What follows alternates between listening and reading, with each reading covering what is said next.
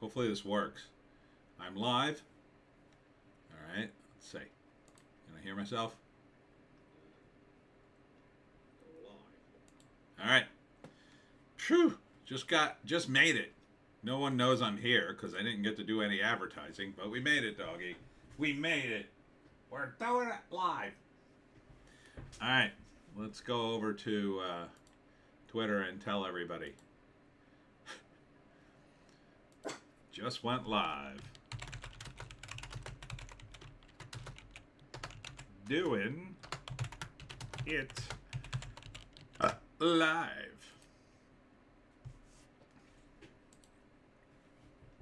Okay. Hopefully people can find find me. Hopefully. All right.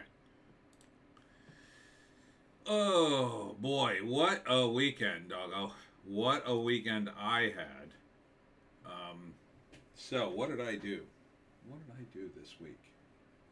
Well, I went to, where did I go on Wednesday? That was a brewery, right? I did a, or no, that was that, oh gosh, I can't even remember. What did I do? Oh, I did Granville Place. That was the senior center. Wednesday, I think I did a brewery. I can't even read my own handwriting. Oh, that was the Tyndall Brewing. I'm looking at my calendar and I can't read it. And I'm like, what the hell did I write? Tyndall Road Brewing. That was Wednesday. That was a good event. Lots of people showed up for that. I did my talk. They were very nice. Then on Friday, I went to Granville Place. And that is in Burlington. And I did a talk there. That went well. And then Saturday, I did two events. What were the two events? One of them was I went to One More Bar and Grill. I still can't read my own damn handwriting, so I'm gonna have to look. Gonna have to cheat. The other thing was oh, I already took it off the calendar. Oh God, what was the other thing? God, I already forgot. This is how many events I'm doing. I can't even remember them all. So I guess it was Granville Place. Oh, I know what it was. I was supposed to do One More Brewing on Saturday. But it rained. We got rained out, doggy. I had to spend all day home making videos. Here, you want to come up here, John? Hey, you still got it. You still got it, stinky dog. So today, though, I went back to One More Bar and Grill. That I could sell books there every day. Literally every day. Those guys are the best. I wish they would let me show up every day. Like, oh, I don't have an event. Oh, I guess go to One More Bar and Grill and sell some books. I mean, I think I could literally sell books there every single day. So I sold 39 books on Friday. 39. I was only there for, I think, 5 hours. Then it got too cold and I had to leave. Then I came back this morning at 11. I sold like 16 books, but I would have sold more, but I ran out of number ones. I ran out of number ones, twos, fives, and sevens. So I was out of four. I'm out of 4 different books. Then I went to Zed's Brewery, and I didn't know what to expect because breweries are a little bit hit or miss. First off, packed house, absolute packed house, wall to wall people. Number one.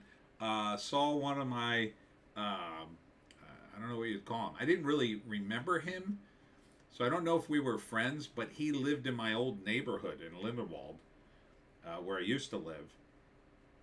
And he came out, and he was very enthusiastic. And then he was there with his wife, and that was very nice to meet them. He knew more history about my old neighborhood than I did. Bunch of cool people, really nice people. The owners at Zed's, oh man, thanks for having me out. They gave me, I don't drink, so, but they make their own soda, which is boss. Oh, homemade sodas are the best. So they had their homemade ginger ale, which I tried, has actual ginger in it. It was really good, and I'm not a big ginger ale guy. Like ginger ale, like that was good. That was probably the best ginger ale I've ever had. But the absolute king of soda there, and I'd actually go back for this, is blueberry soda. They had blueberry soda. Holy God, that was good. So they gave me some of that, and they would have just kept giving it to me. It was great, and so everybody was very excited. A lot of people bought books. I forget what I sold there.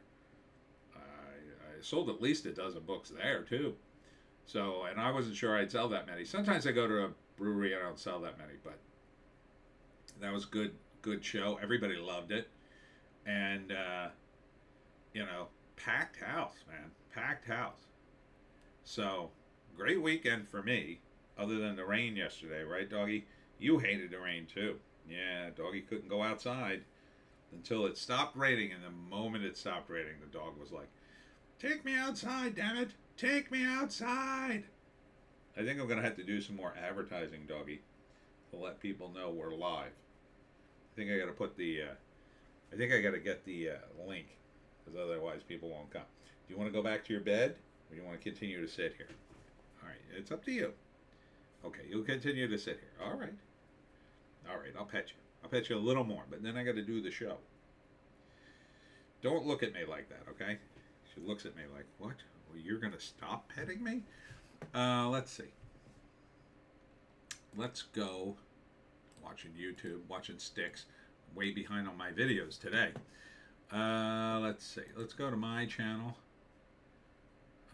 Where's my channel? How do I get to my channel? Oh, there it is. There's a button. Okay, and we're live. Do that. Okay. On FanDuel Casino, you and can that's play the commercial you'll see. So let me put that out in the ether. All right. Doing it live. All right. I'm just going to do a quick one, just so people know. All right, there we go. Drop it over at Getter for the people only on Getter. It's weird. Social media is weird because people, they don't like to use a lot of social media, and I can't blame you at all. 100% I can't blame you. Because doing social media, just an endless cut and paste for me. All day I'm cutting and pasting. Cutting and pasting. This is what I do. Cut and paste all freaking day. Here, we'll do this on Facebook. Facebook, I don't really know what to tell you about the engagement on Facebook. It's like they made it so you have a small amount of people who see everything. That's the engagement on Facebook. It's not like Twitter's a little more open. Oh, I might as well drop it in Minds, Gab.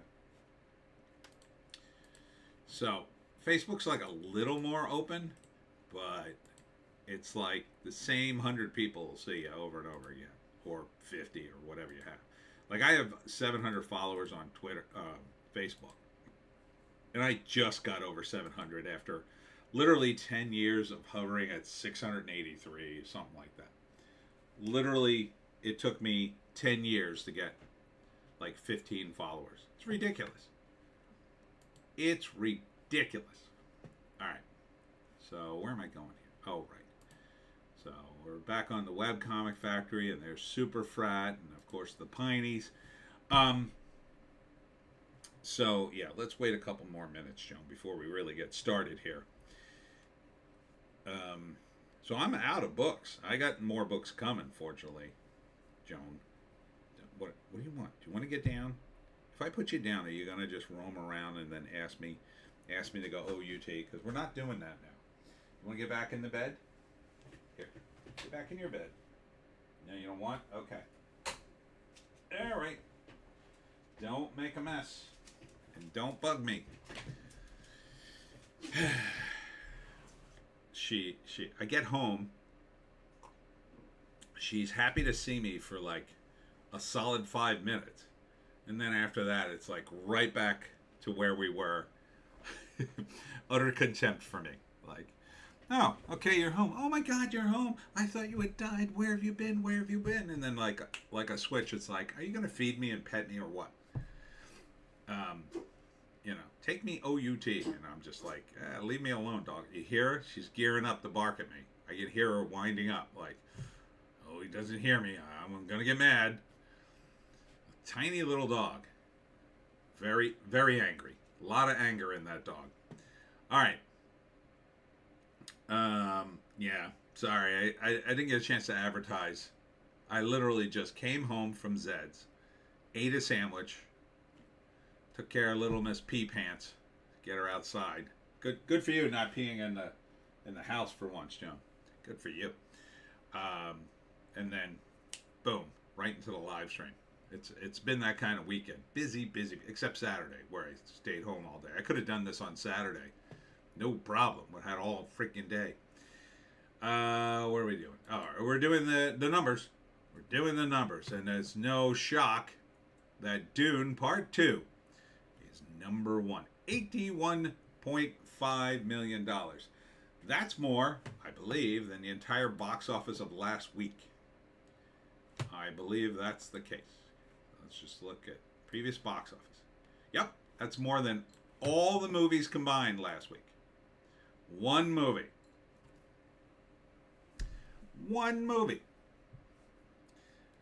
Dune Part 2, and this shows you, when you make a good movie, people go see it. Dune Part 2 is already at 81.1 million, which is almost the same. It was almost the entire gross of Bob Marley One Love, which did okay-ish, but that's been out 3 weeks. Oh, it's a new chart. Tickets sold to all distributor market share. All right. This market share by year. Why are we doing this all of a sudden? What happened? I hit the wrong button. I must have. Let me try this again. Dune Part 2. Oh, there. Overseas, 97 million. So it's already at 178.5 million. So is this money? Oh yeah, this is going to be money. $190,000 budget. Yeah, this is going to be money very quickly. So it's already going to make its budget by the end of probably by Tuesday. So there's that. It probably has legs, being the only good movie in the theaters, I think. People are raving about it. Maybe the Godzilla movie. I shouldn't say the only good movie, but the Godzilla movie is definitely one. But that's been out for a while. And it's just begun, because the buzz is fantastic on this thing. I want to say it. So, crushing it. Absolutely crushing it. The only thing that'll hurt this is, I think Warner Brothers puts their movies on Max a little too fast. So that might hurt it. Because even if I wasn't always so amazingly broke, I might just go, I'll see it, whatever. If I have Max, I'm just going to be like, well, I'll wait a couple of months and just watch it for nothing. Unless I have people to go see it with. Then I'd be like, oh, let's go see the movie. Bob Marley, One Love is number 2. 7.4 million. Finally going out of theaters. But, I mean, look at it. It's at 146 million. It's not going to be anywhere near this Dune 2. So, there you go. But that's not bad for what it started. It has legs for what it is. It's a biopic, so. I mean, I think you can only get so much out of Bob Marley, One Love. Reggae has its fans, and Marley has his fans, but, it's not going to be the biggest movie. But it's never going to be a loser movie, that's for sure. Number 3, Ordinary Angels. This is its second week, a drop of 38%. Well, that's not bad. This is a smaller movie. It's only made $12 million. 12.5 million. But that's probably not a lot considering its budget. No budget here. I mean, they could have made this movie for a tight 10 million. Maybe. I mean, you got 2 pretty big stars in it, though. Alan Ritchson, who's on his way up, and Hilary Swank, who's kind of on her way out. But still, they're both pretty big names. They're both about at the same level, kind of like this. Um, so, yeah, I mean, I could see this. You know, it's not a bad drop off for the second week, 38%. Not bad at all. So this could hang on, maybe do 2 million next week, or 1 million the week after. Well, it's not too bad. Depends on how much it costs. They could have made this a tight 10 million. I'd say maybe even less. It doesn't have a lot of special effects in it. It's just a drama. Number 4, in its third week, drop into or it's staying at number 4, some bizarre reason, is Madam Web. 3.2 million. Who is seeing this friggin' movie? I mean, at this late date, $91 million after 3 weeks. What's the name? Dakota Johnson won't even see this movie, I hear. So it finally beat its production budget. So that's something. But it's never going to beat its advertising. There's no way. And they spent money on this one. Oh, they spent some money. And apparently throwing this over to China didn't really help them. Where is it on the list? Oh, it didn't. No, wait. China 3-1. I guess we don't have the numbers yet, but the numbers weren't great coming out of China, apparently. Mexico and the UK did about 4 million. Well, UK's very woke. Mexico's not that woke. I mean, but they like hot chicks, so maybe they just went for that. I don't know. I mean, they are hot, but they're not in great outfits. I mean, it'd be different if they had made Madam Web the Charlie's Angels of superhero movies. I think it would have had some. I think it would have done pretty well. I think it would have at least done double, right? I mean, it would have been hilarious. You know? Oh my God, I think I lost my top. You know, kind of make it a light comedy. I think it would have done great, but the people running this show, whew, the woke tards running this show, every one of them ought to be fired. Every single one. And banned from ever making a movie again. You know, the people defending them a lot. Oh, it's hard to make a movie. That's not an excuse. It's hard. It's so hard to make a movie. Well, that's not my problem as an audience member. It's hard to write a book. You hear me getting mad that I didn't make enough sales or something? No. You don't get to complain like that. It's work. It's like, you know, you don't get to work at a McDonald's drive-thru and then, like, if somebody says, can I get my soda? And they're a little annoyed, and you go, it's hard to work through it in a drive-thru. You can't do that. Doesn't do anything. So these people, and especially these people, complaining that well, it's hard to make a movie. You're paid millions of dollars. Shut up. Shut up. And you shouldn't be paid. You should not absolutely be paid. If your money was contingent upon delivering a good product, oh, I bet Madam Web would have been the greatest movie ever made. I bet you would have gotten a screenwriter then. I bet you would have consulted some men then. I bet you would have talked to some of the comic geeks then, instead of done your, like, feminist, whatever the F it was. I didn't even think it was feminist. I just think it completely incompetent. Just a bunch of completely incompetent women living in a bubble, I guess. And you know, people blame the actors, but it's really not the actors' fault. I mean, like, at that level, like, the battle with an actor is like the agent getting the money, right? So the agent had this discussion, and they signed the papers. Oh, you're going to get $2 million for this, Dakota, whatever she got. I don't even know. But you're just, like, sitting there as an actor going, oh, $2 million. Oh, I could do a lot with that money. Oh, yeah, I'm going to get a new house. I'm going to get this or that. You're counting the money. You're already guaranteed. It's not like it. You don't get it. There's not like really a circumstances where you won't get that money. Dakota Johnson got paid. Sweeney, what's her name? I forget her name. Sweeney.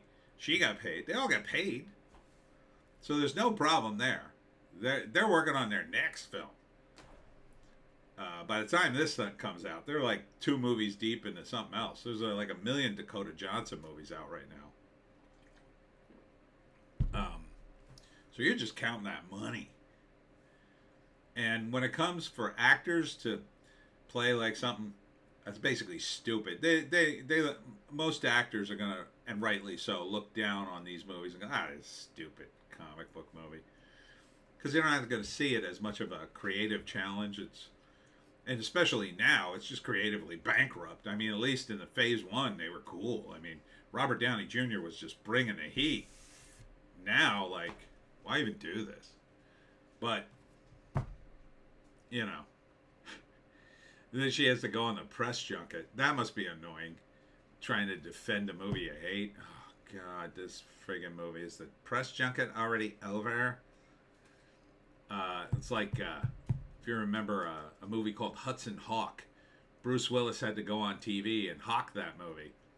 He was not happy about it. He had to go on Letterman and talk about the movie. And he did not seem to be very interested in talking about it, because he knew the movie was a trash fire. Although it had its moments. James Coburn was in it. He had a great scene. So I bet it was more entertaining than Madam Web. I mean, at least it's Bruce Willis and Danny Aiello singing.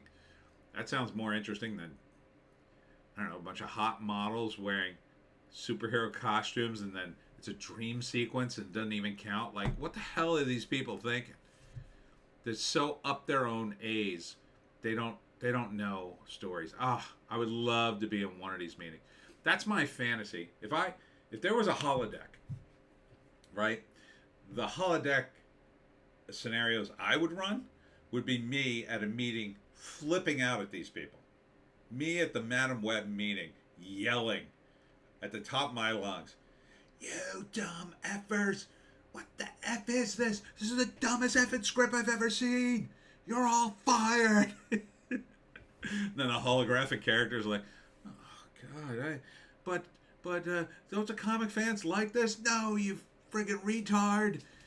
No, they don't like this. Who likes this? Name a person on this planet that would like this.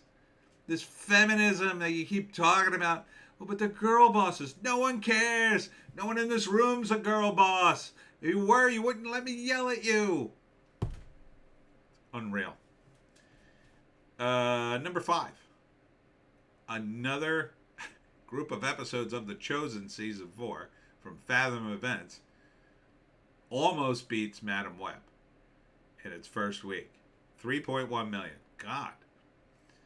This show's doing pretty well in Fathom Events, I gotta say. Well, it knocked down Migration at number 6, this movie, in its 11th week. Danny DeVito's got to be laughing. 276 million. That's legs. That's the weird thing, too. People are going to look at this and go, "Oh, man, that movie has legs. It was in theaters for 11 weeks, 12 weeks. Would it have legs if it came out in the summer? I kind of doubt it, but who knows. Dropping to 7 from 2, Demon Slayer, this anime movie, whatever the hell it is, from Crunchyroll, dropped 82%. Oof. Oof. Now, I know it's kind of a different movie. It's 2 million. It's kind of a different movie. It's not, you really can't judge it on the same parameters. There's just not that many anime fans. Like, I wouldn't go see that movie. And I can call it tolerate anime. I kind of like some of it. I mean, maybe if I could have my anime consultant tell me, you know, I was going to like it. But, like, I like Cowboy Bebop. If it's not going to be like, Cowboy Bebop is very grounded, and that's why I like it. A lot of the anime is just not. It's kind of all over the place, and it's like it's too esoteric for me, a lot of it. But, or it's too steeped in Japanese samurai history. I don't know, you know. All right, it's in the Edo period. Like, that's about all I know. I mean, I did research on the Yakuza, so I know some of it, um, but that's not the drop off that it seems to be. I don't think. But in terms of American audiences, yeah, like the anime fans saw it, and now they're done seeing it. So, let's see. Yeah, so it made 36 million worldwide. I'm not sure if that's money or not because it's in Japan where obviously they spent $15 million on a Godzilla movie and it looks amazing and they do okay. So I'm not sure what they spend on cartoons because they do so many of them. You got to think it's a lot cheaper than here. And we send stuff overseas, not to China per se, but we usually send stuff to be colored in South Korea. So I don't know. Well, maybe the Japanese do that too. Come to think of it, wonder if that's a thing. Dropping to 8 from number 7, Wonka. This is a movie that won't die, but it's finally going out of theaters after 12 weeks. 12 long weeks, man. Again, another movie that greatly benefited by having nothing else against it. Sometimes you release something in January, February, and you get a run like this, and it looks fantastic. So we're at 624 million. Oops. Am I buffering? I am buffering. Have I been buffering all this time? Am I recording nothing? Why am I buffering? Yeah, it says I'm alive. Great. What the hell's happening? Yeah, it seems everything else seems to work. I just kind of noticed no one's here, and yeah, I don't know what's going on. Let me unmute it and see. Wow, it's just stuck. I might have been stuck this entire time. Well, I apologize to my live stream viewers if not sure what's going on. Let me see if my connections. Well, my connection seems fine. Huh. I guess you have to watch this later when on the recording bit of it. I don't know. Anyhow, Wonka doing well still, which means can I get a sequel to this? Not doing well, dropping from 6 to 9 is Argyle. Ooh, they lost a ton of money on this movie. 92 million it made. Sorry, blowing up on the phone.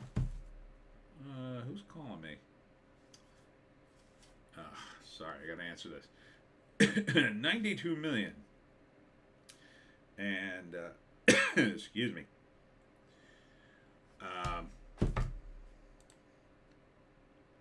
What was the budget? 200 million. Yeah. So it's, what a S show. You know what? Hold on. I gotta leave a message here. Doing the live stream. All right, there we go. That's the easy way to do it. So this thing lost $100 million. I don't know if Matthew Vaughn's going to recover from this. This is a career killer of a movie. Didn't do Henry Cavill any favors. I don't care about John Cena. Bryce Dallas Howard. Who the hell would recognize her in that movie? They frumped her all up. They frumped the heck out of her. She's a smoking hottie. And they make her look like a fatty in that movie. Kathleen O'Hara's in it, but she's not even in the trailer. And then Dua Lipa or Koja Cat, whatever the hell her name is. She's hot, but she's a singer. Who cares? She might be going down the Madonna path of picking movies. Oof. Number 10, dropping from 9, is The Beekeeper. And this movie probably did okay. I don't know. Depends on what it cost. 124 million. I mean, it could have cost in the range of 30 to 50, somewhere in there. He could do it for that. I kind of want to see it. Drive Away Dolls dropping from 8 to 11. This is the second week. Did a mill. Oof. 4.5 million. I don't think that's money. No budget. I don't know. That doesn't seem like money to me. But it's just about done. I mean, you know, they're already at 1 million. The second week. That's about it. Next week's going to be 500,000. What's the drop off? 58%. That's not good. Your drop off's got to be the second week. If it's above 50, that's a problem.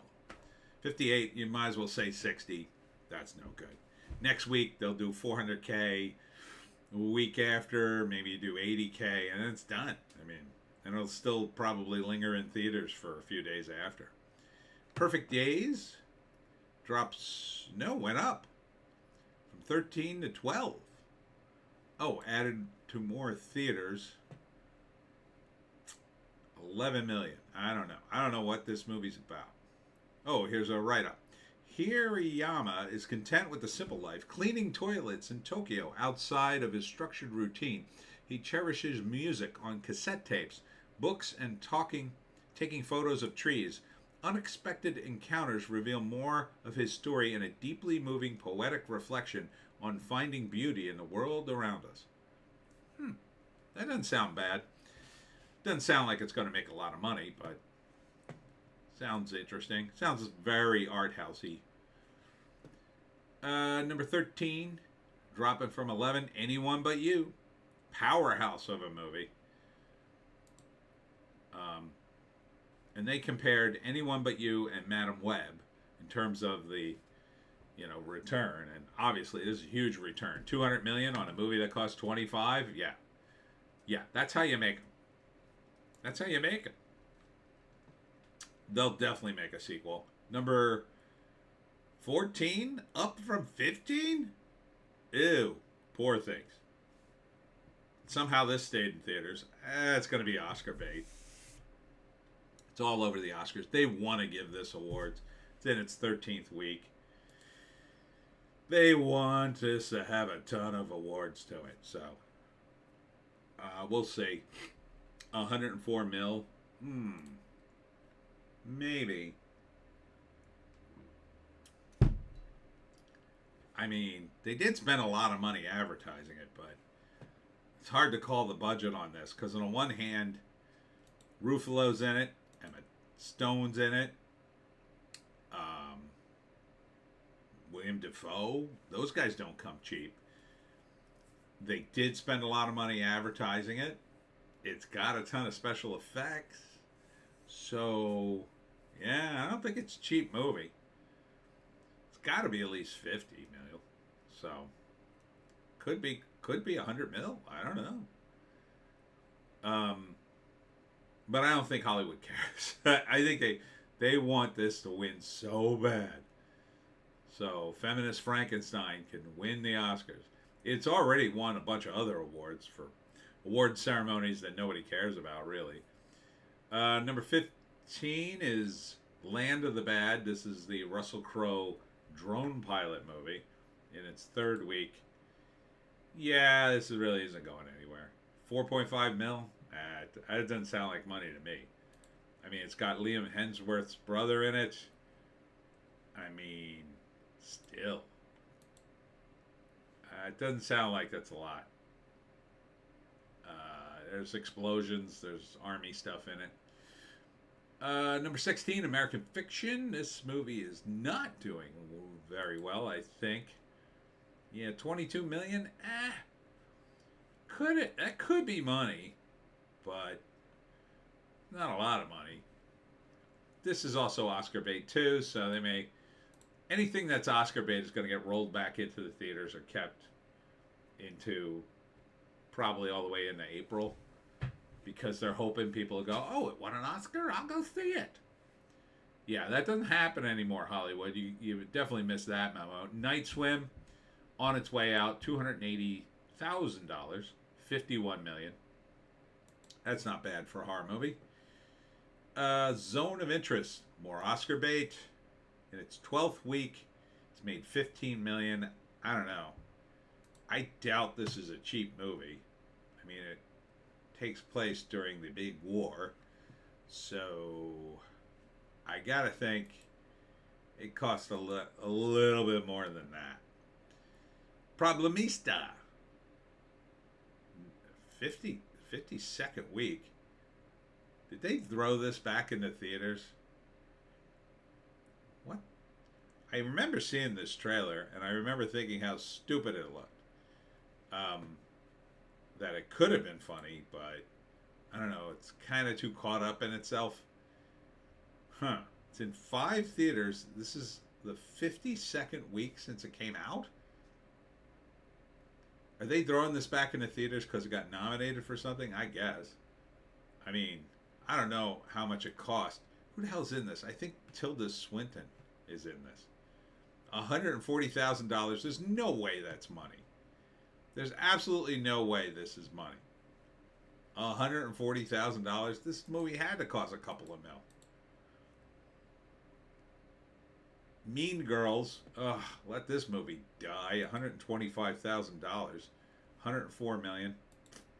That is unfortunately money. Enough so they may even make a sequel. Lisa Frankenstein dropping like 7 spots.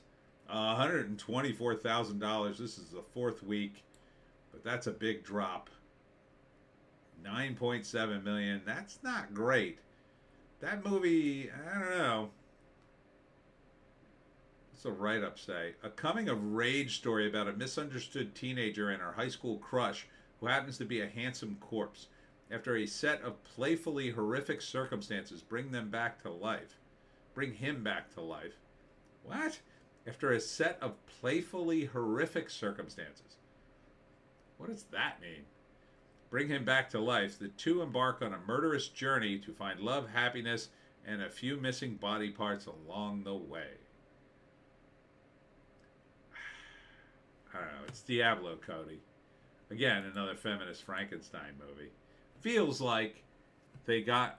Doesn't it feel like Hollywood just decided, oh, we're going to start making Frankenstein movies, but we're going to let the women do it. Because there's a 3rd movie, too. That came out months ago called, I think it was called like A Black Girl and Her Monster. That one probably had the better pitch because it was a girl in the hood trying to bring her brother back to life, and he's the monster. But that one suffered from execution problems, I think, because it just looked like it was going to be executed in the stupidest way possible. Like, it could have been good. That one I could see working, like, she lives in the hood and there's a lot of crime and her brother dies and then she's a genius and she figures out a way to bring him back to life. It looked like a cartoon. And Lisa Frankenstein does too, but that kind of works for it a little. Poor Things just looks stupid and weird. I'm sorry. I'm just not into it. I wish Emma Stone would stop doing these movies, but I assume she's counting the zeros. Oppenheimer. Once again, you're not going to get to $1 billion, but God bless you, you keep trying. $960 million. You're just a few. I mean, you made $100,000 this week. That in another 3 weeks, you'll be over $961 million. And it'll be only $39 million to go. At that rate, I mean, what's it gonna take? And it's in more theaters this week. Again, it's Oscar bait. They could make a few more million because it will win a ton of Oscars. But, I don't think it's going to push it over $1 billion. You're going to need to make $40 million. Maybe worldwide. I don't know. Maybe there's some country it hasn't opened yet. Maybe there's I don't know. Well, I don't think it opened in Japan. Let's see. Is it opening anywhere else that it didn't open? Oh, okay. It is opening in Japan. At the end of March, it's going to open in Japan. Okay. They are determined to get this thing to make $1 billion. I think. Could it make 40 billion in Japan? 40 million in Japan? No way. No way. Can't make that kind of money in Japan. I don't think so. A few movies have, but not that movie. It ain't no Demon Slayer, that's for sure. China's got to be on here, right? Yeah, China's on here. It only made 21 million in China, according to this. Oh wait, no. Total box office 63 million it made. That ain't bad. But the Oscars ain't gonna help it. I don't think the Oscars is gonna help it in foreign countries. Do you? Maybe. I guess it could. I mean, it won a bunch of BAFTAs, so that would help in the UK, I guess. The Holdovers. This is another movie. They just want to let these. I mean, it's nominated for Oscars. It didn't make a lot of money. It made 85,000 this week. Made 42 million altogether, which might just be enough to break it even. I don't know. It doesn't look like a bad movie. It has all the music I like because it's all from the 70s. But again, like, you make a movie that takes place in the 70s at a college and is a coming of age movie. That's a movie you should have made in the 90s. 20 years after. That's a perfect time. They have to make now. It's 2024. What they have to make now is a movie about growing up under Bush and 9/11. That's the movie you make.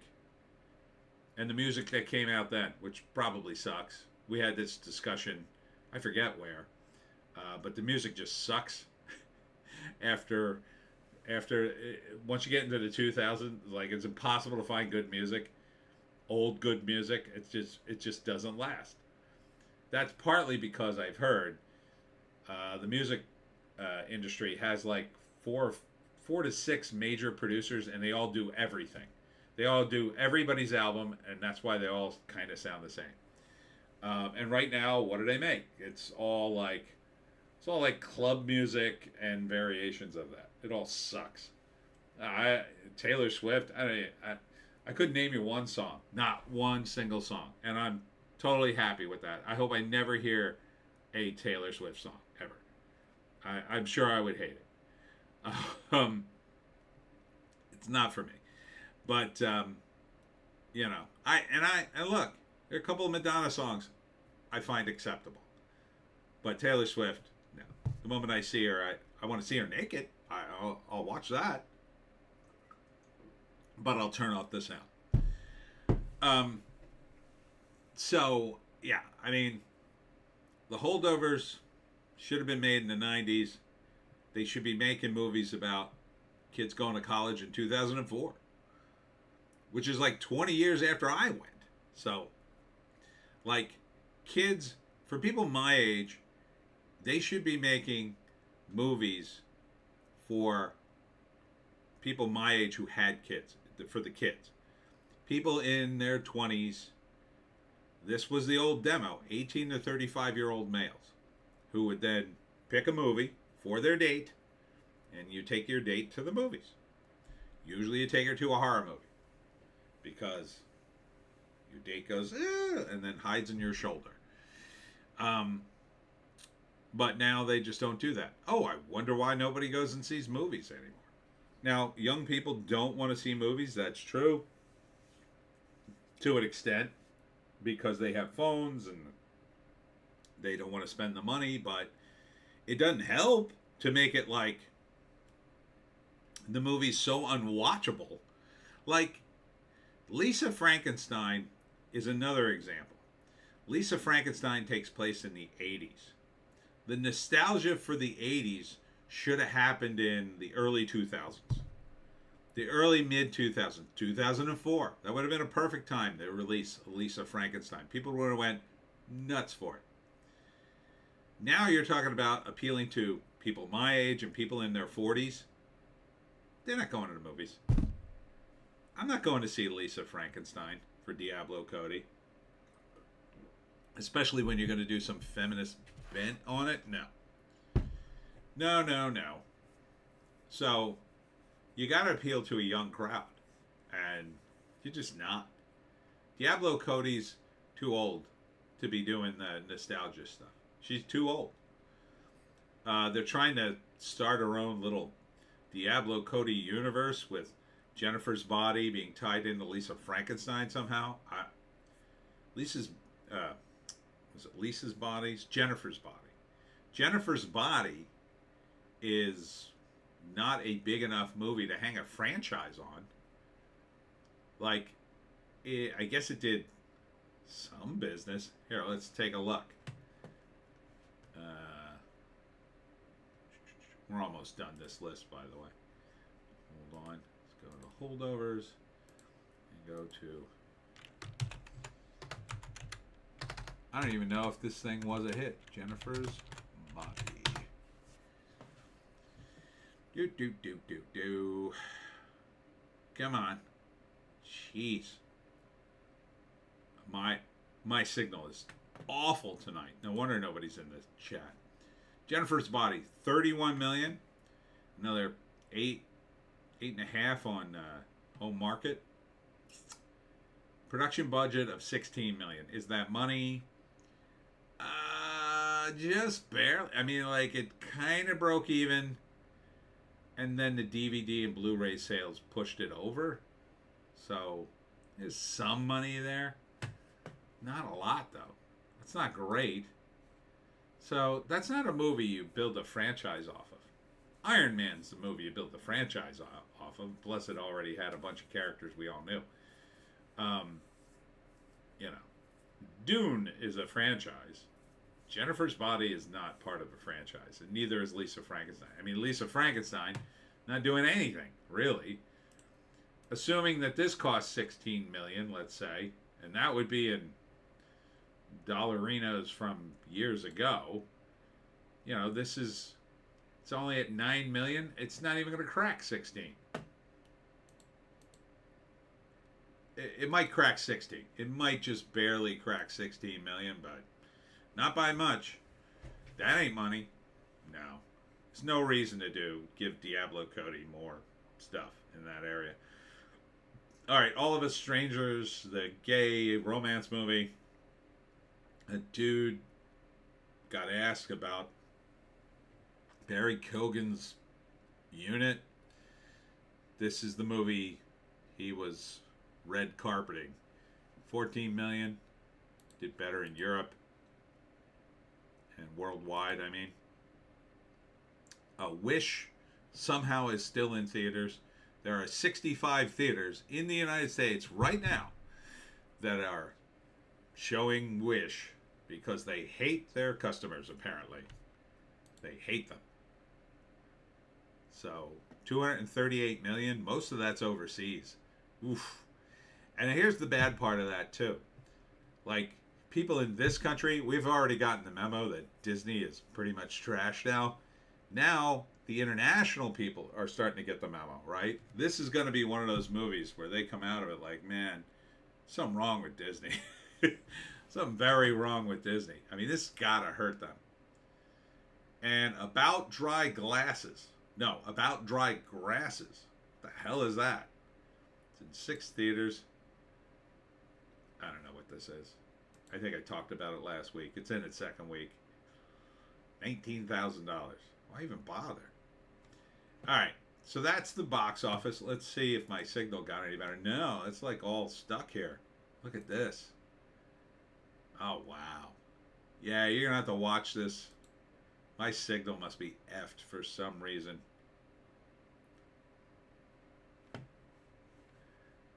Sorry, guys. I don't know how to fix it. I wonder if I reload this, am I going to cut myself off? Let's see. We'll see. Just going to reload. See if that helps.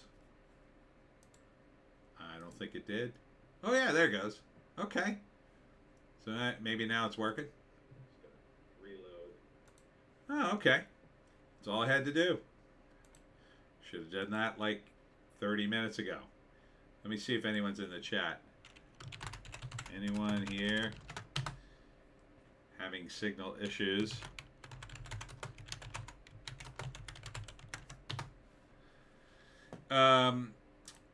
So that's the box office. It's all Dune. 112 million and 81 million of that's Dune. 40 million of who cares. And really, if you add in the top, I don't know, let's say 10 movies. It's 1, 2, 3, 5, 7, 10, 13, 23. Yeah. So outside of the top 10 movies, you're looking at about $17 million. Like, all the other movies aren't making anything. But 81.5. Now, back in the day, we had tons of movies like that. They were, 100 million, 200 million, 50 million. Now we get one movie that's making decent bank. The rest are just, I don't know, blowing smoke. So what the hell's happening to movies? They suck, apparently, except for Dune 2 and Godzilla. Where's Godzilla? Why isn't Godzilla still in the damn movie theater? That movie was awesome, so I hear. You're gonna keep Madam Web? You're gonna keep Wish on 65 screens? For what? Put Godzilla -1 back in there, you morons. Alright, let's get into Fandom Pulse and some of the trades. New rumor, Henry Cavill portraying Cyclops in future Marvel X-Men. That's the rumor. I don't know. He's kind of old for it. Because Cyclops should be a young guy. If they're going to do it right. But it's Disney, so they're probably going to F it up. They're probably going to make him a bisexual guy. And he's in a throuple with Jean and Wolverine, everybody. Oh, everybody loves a throuple. All right, we all know that. Oh, can you imagine the meeting? Again, the hologram. The holographic meeting I would have if I had a Star Trek holodeck. Just breaking chairs over these idiots' head. What the hell did you say to me? A throuple? A throuple? If they do that, I hope Henry doesn't agree to that. He seems like the kind of guy who would say, no, I'm not doing that. And then just like, but you have to. It's in the script. No, I don't. He seems like that kind of guy.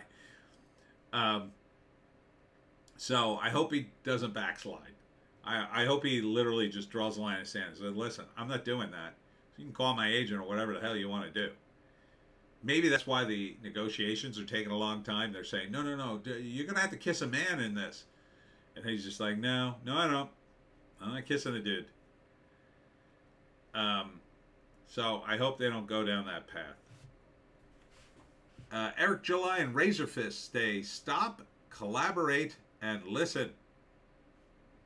Stop, collaborate, and listen. All right, let's read this. What's going on here? What is Razorfist wearing? In a recent For Canon's Sake YouTube video, Rippaverse creator Eric July and Razorfist discussed what superpower really sets the indie scene apart from the mainstream. Unrestricted collaboration. That is true. That is true. Eric July and Razorfist, the most fascinating phenomena emerging in indie community is the organic collaborations. Eric mentioned that during a recent live stream, a generous individual engaged with them through a super chat. This lady, who is a talented musician, found resonance with the indie community, also discovered the talents of other artists. This serendipitous encounter led to a collaboration between them on a creative project. It's moments like these that underscore the uniqueness of the indie scene. That is true. That is very true. When I was doing comics more, I would run into people at shows, and sometimes a project would come out of that, and that was interesting. And you can do that. When you have creators who own their own projects and can, make the call. There's been a few projects like that over the years where somebody will organize a big kind of project where it'd be a big crossover with a bunch of characters, or they'll do a game. There's been a few games like that, like some superhero comic booky games where all the characters in the game are all indie comic characters. They're pretty cool. Now, there's usually like 2 or 3 that are big ones, and that's where people buy it, and then the other ones, they kind of like go, oh, I don't know this guy. But it's still kind of cool. One that I was involved with was a webcomic one, Oh, what the hell was it called now? I can't even remember. Pete Abrams organized it, and I got to go to San Diego with him and promote Superfrat. Superfrat was in it, and he does Sluggy Freelance, if you've ever seen that. And there's a bunch of other webcomic guys there. All those guys are mostly out of business, but not Pete. I don't know about the other guys. I forget who else was in it now. I know the one guy's done. I can't remember if Jenny from The Devil's Panties, I don't think she was in it. I don't think so. But there was a lot of people in the webcomic scene in it. It was kind of a fun scene for a while. And so it's great to collaborate like that and do crossovers, to do games and other events that, I would totally do crossovers with the Pineys. Oh, absolutely. Absolutely. But I'm not famous enough. Like, it wouldn't resonate much with people. And that's that's the hard part of it. I shouldn't say downside, but that's the hard part of it, right? So if you're an indie guy and you have no traction, yeah, you'll do a crossover because you need to get some traction on your characters and your story, whatever the hell it is. Yeah, you'll do a crossover, whatever crossover the hell you want to do. But if you do have traction, right? If you're, what's a good example? Maybe like someone like James O'Barr in the early days of The Crow, like it hit big, and I'm not picking on James. This is just the reality of it. If you're already big and then you do a crossover with another guy who's nobody ever heard of, like, all it does is bring up him, really. I mean, it can be cool for you, especially later if that comic then blows up. And there's been a few examples of that, but for the most part, I kind of understand why the bigger guys kind of don't do it. However, but that's what Image should 100% be doing. 100%. The guys at Image should 100%, and maybe Eric July could do this too, take a bunch of money. Hold on, I'm going to check on the stream again. Yeah, it's still working. Take a bunch of money and do an anthology series. And the call it whatever you want. It doesn't matter. I mean, it does, but you know what I'm saying. So you have an anthology that comes out, at least do it quarterly. Let's say it only comes out quarterly. And you put in a bunch of comics in there, original stories, mostly, in order to essentially advertise them, and expose people to, these new characters or whatever. Iron Age is a little bit like that. But it should be part of a bigger company. Like, I think the Rippaverse should be doing the Iron Age magazine. Something like that. Or that Image 100% should be doing a magazine like that. Oh, 100%. If Image did that, like with all their new comics, they said, look, you got to do a 6-page original story just for our magazine. We're not going to pay you, but it'll help advertise your comic or whatever. They should pay them. They have money, but you could say, well, that's part of the Image deal or something. But although I hear the Image deal isn't all that great and it costs a fortune and people don't make money, but I would do it as their publisher. If I was Image publisher, here's a new scenario. If I was Image publishers, that's what I would do. I would say, guys, you have to do a magazine like this, like Heavy Metal or whatever. And every new comic that comes into your company has to do a short story for the magazine. 100%. And you pay them. Pay them some minimum amount, whatever. Pay them, I don't know, $100 a page or something. The guys at Image can afford that. Todd McFarlane can afford that.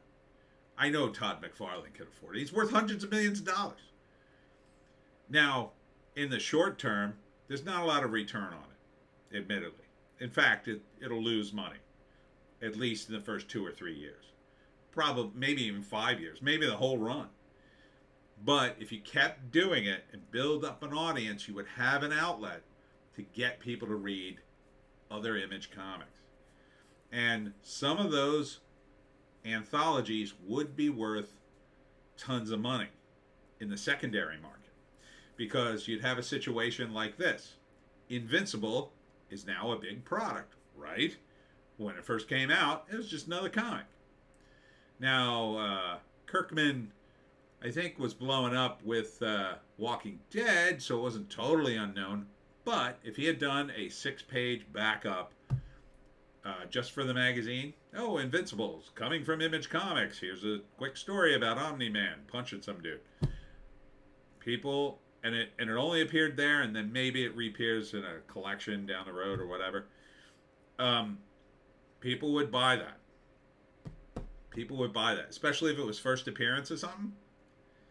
And you would probably get a few first appearances, if not all first appearances, if you insisted, listen, your comic's going to be published by Image, you have to do a 6-page backup and premiere the character in our magazine. That would make it gangbusters. Then people would buy it like, ooh, I got to buy the latest issue of, I don't know, Image Illustrated in case there's a first appearance that's worth a lot of money. You tell me that wouldn't work. Man, I'm blowing up. Nobody remembers I do a live stream every friggin' Sunday. So this is a good strategy, and that's what I would do for Image. That would be number one. Number two, I would probably gatekeep their projects a little better, and I would say to some of those, they've had some projects that had legs, but I don't know. I don't know what kind of support they're giving them. So, for instance, they did a Western comic a few years back. It was a big hit. I forget what it was called, but it did well. And then it just kind of disappeared. And I thought, oh my God, they should be doing more Westerns. The Westerns clearly did well. And I'm not talking about the Western anthology I was in. This was a different comic.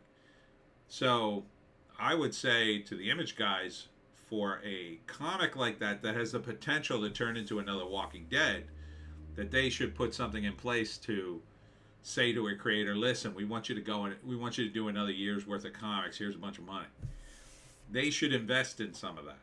Now, you'd have to do the math on, well, you know, they'll be buying into certain products or whatever.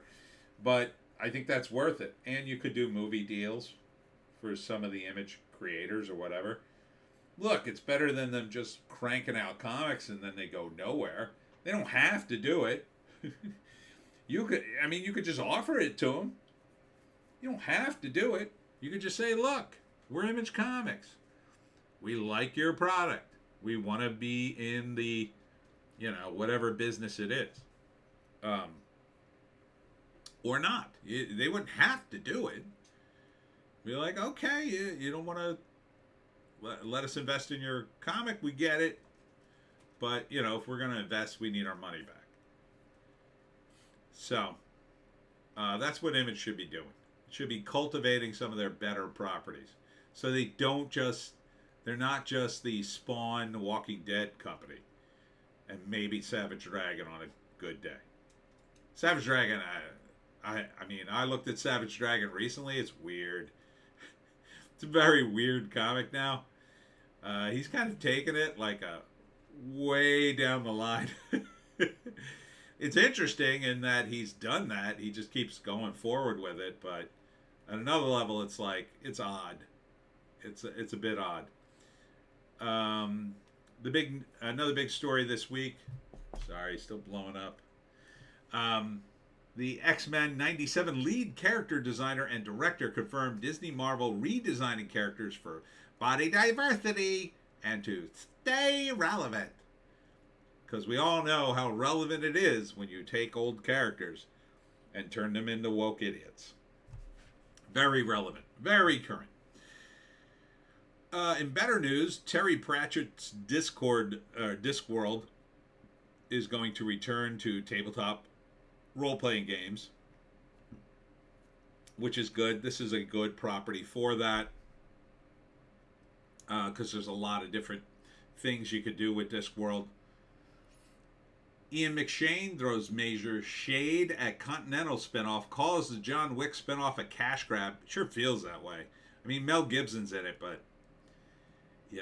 it just feels like, hey, we'll do the Continental. Hey, we'll do John Wick's dry cleaner next. I mean, I like John Wick. The first movie's really good. The second movie's okay.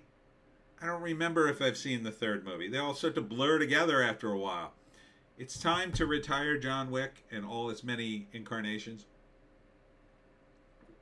They delayed Ballerina for a year. Like, I don't even know what that character is. It's Anna de Armas. Can't you just make an Anna de Armas movie? She's hot as F. A chick that hot, you can just make a movie around her. People go see it because she's hot. She doesn't seem to mind being in hot outfits either. Unlike the people who made Madam Web. Oh, let's take Sydney Sweeney and dress her like a schoolmarm. Yeah, I'd go see Anna de Armas in just about anything. Except that Marilyn Monroe piece of crap they did. Oh, what was that? Marilyn Monroe talking to her aborted fetus or something? What the hell were you thinking? Who wants to see that? What else? Serpent Society is cut from Captain America Brave New World. What the hell is in this movie? So if the Serpent... Look at all the characters that are in the Serpent Society. If that was in the movie, they must have cut out a big chunk of the movie. So it's going to be Falcon, Cap, and Harrison Ford as the Red Hulk, as Thunderbolt Ross. I don't know, man. That sounds stupid. Is this the way? This is Marvel's way of getting around that they don't totally own the rights to the Hulk anymore? Is that the deal? Wow. You see how it operates? This is why we're not getting a Hulk movie. They don't want the Hulk. They're going to give you Red Hulk with Harrison Ford. It's not going to work.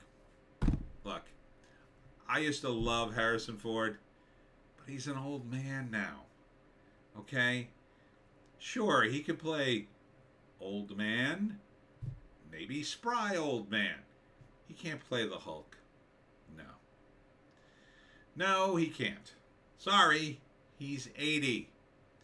It's time to think about playing Grandpa. That's the kind of character, you know, who's left? Santa Claus. Like, that's a role for Harrison Ford now. Santa Claus. If he wants to do it. I mean, he's worth hundreds of millions of dollars. I don't know why he's working. Who the hell wants to work when you're that old? If you're still working, you need money.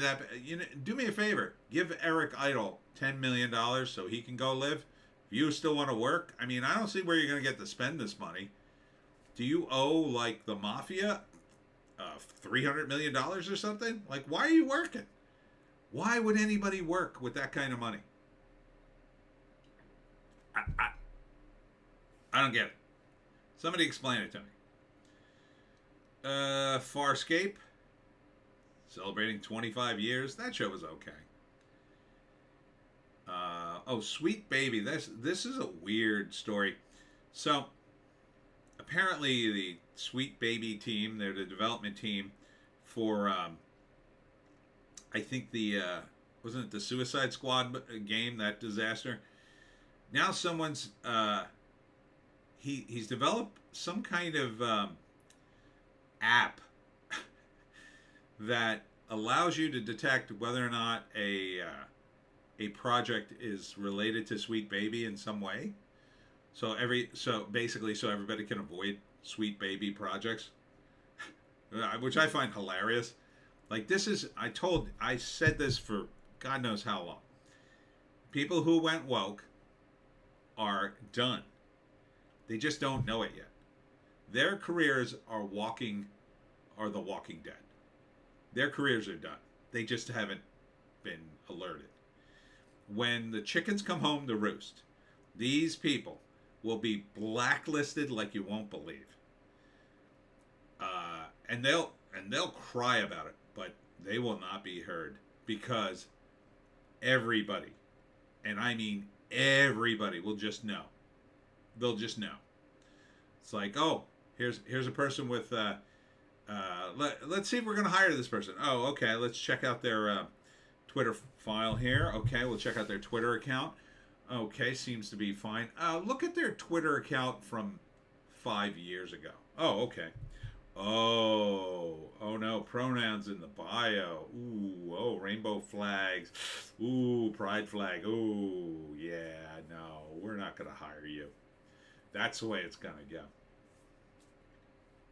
And some of these people will get very, very angry. Vox Day reveals on live stream with John Del Aurores that the Castilla House will publish more of the ever-popular junior classics. So that sounds like a progress. People want a good story that doesn't treat them like a sucker or a fool. Blake Carpenter, indie author interview. Good. I agree. Oh, this was a great story this week. I love this one. Gail Simone took heat from woke Twitter mob for her Women of Marvel #1 story. Yep. So Gail thinks she can make a nuanced argument to the woke tards she's been egging on for many years, in my opinion. And so she had the characters in Marvel #1, or the Women of Marvel #1, which shouldn't even be a thing, by the way. And so there was a sequence where they're just like basically saying they don't hate men. They don't hate men. Oh no, I like so and so. I like him too. I think so and so's great. I don't know why she had it. I don't know why you would need it. Oh wait, I do know why. Because you've cultivated a mob of angry feminists who hate men. And now they're destroying you, so to speak. I don't know if they're really destroying her. I mean, they don't buy comics. I'll tell you right now, there's not a single feminist out there that buys a regular comic. Because it's not feminist enough for them, #1. #2, they don't read comics. Again, women don't read comics. There's a handful of women, a handful of fangirls, and bless you all, that actually like comics. But they like comics like I like comics. They like them for what they are. They like to see the Hulk punch a dude through a building. Those are actual female comic book fans. They're very rare, but they exist. And then there's a handful of them that like, bondage fairies and basically what you would call a fanfic sexual comics that only they read, basically. And that's fine. You could like that. I don't care. It's not my thing. But the woke Twitter mob, they don't buy comics. They never have bought comics. They don't need to buy comics. We keep telling you this over and over again, but you don't get it through your heads. They don't buy comics because what they want is the imaginary virtue signal points you get on the internet. And you can get them without buying a single comic, a single video game, a single book. You don't have to watch a TV show. You just have to complain on Twitter and talk about how superior you are. Talk about how it sucks, how it's misogynist or transphobic or gay or whatever. Doesn't matter. You'll complain about anyone. And now, so many men, so many male creators have been driven out of comics. Guess what? There's not enough creators to complain about, Gail. So now they have to complain about you. Because compared to the people who are left in the comic book industry, you're the least woke one. So now you're at the top of the list. It was just a matter of time. So while they were chasing everybody out or chasing them into the shadows, you remain visible. And now you're at the top of their list to destroy. So enjoy that. And I guess you'll be going home going, oh, this is unreasonable. Yes, it's very unreasonable. Oh, why aren't people defending me? I thought you people were all about free speech. Oh, free speech, you say? Well, you don't have the freedom from consequences, do you, Gail? Oh, there's consequences to free speech. You defend yourself. We're not obligated to defend you in any way. Especially when you're writing something like The Women of Marvel #1. Who cares? Again, this isn't a sport for women. Can men have nothing? Apparently women will not be satisfied until they have everything. Everything. Okay? Here's what men want. We want, and we're going to have it. We're going to have our video games back. That's at the top of the list. We're going to have those. Yep. That'll be the first thing we push all the women out of. like 90% of them. You'll still be in it. The actual gamer girls will still be in it. You know what? Because they're smart. They'll be the smart ones. They'll just change their avatar names. Many of them already have to pretend they're men so they don't get harassed. But the woke idiots, we're driving them out of the hobby. They'll be gone, or they'll be pushed into 2 or 3 companies that will eventually collapse and they'll all go broke. Next, comic books. Oh, we're taking back comics in a big way. Yeah, comics is number 2, mainly because the 2 main publishing houses are going to collapse. Image will be left on top by itself to drag the comic book industry into the next, era, whatever that is. Probably mostly crowdfunding and indie comic world. But that's fine. That's fine. Maybe Dark Horse might survive. A handful of others. I don't know about Boom. Maybe. And people like Gale, they just won't even be able to work in it because there won't be enough money. It's just not enough money in comics, especially when it's that decentralized. When it gets to the point of decentralization, the only people who will be left making money in comics are the guys in Image, maybe the guys at Dark Horse, and maybe a handful of other companies where they get movie deals sometimes. People like Gale, I don't know what she's going to do. The fans she cultivated will never buy her comics because they never bought any of her comics anyway. Without the backing of Marvel, who the hell is going to even know? You need the backing of fans, in my view. So, some guys have taken off from Marvel and DC and done very well for themselves, starting with the Image guys. After that, it just goes downhill from there.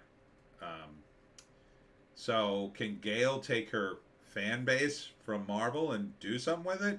I don't think she can make a living on it, quite frankly.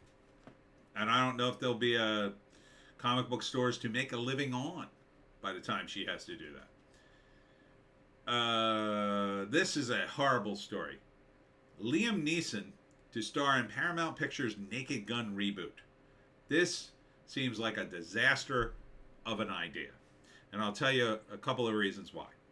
The first reason is I met Leslie Nielsen and interviewed him once. The guy is hilarious. Liam Neeson, not hilarious. Now, I think he's a good actor.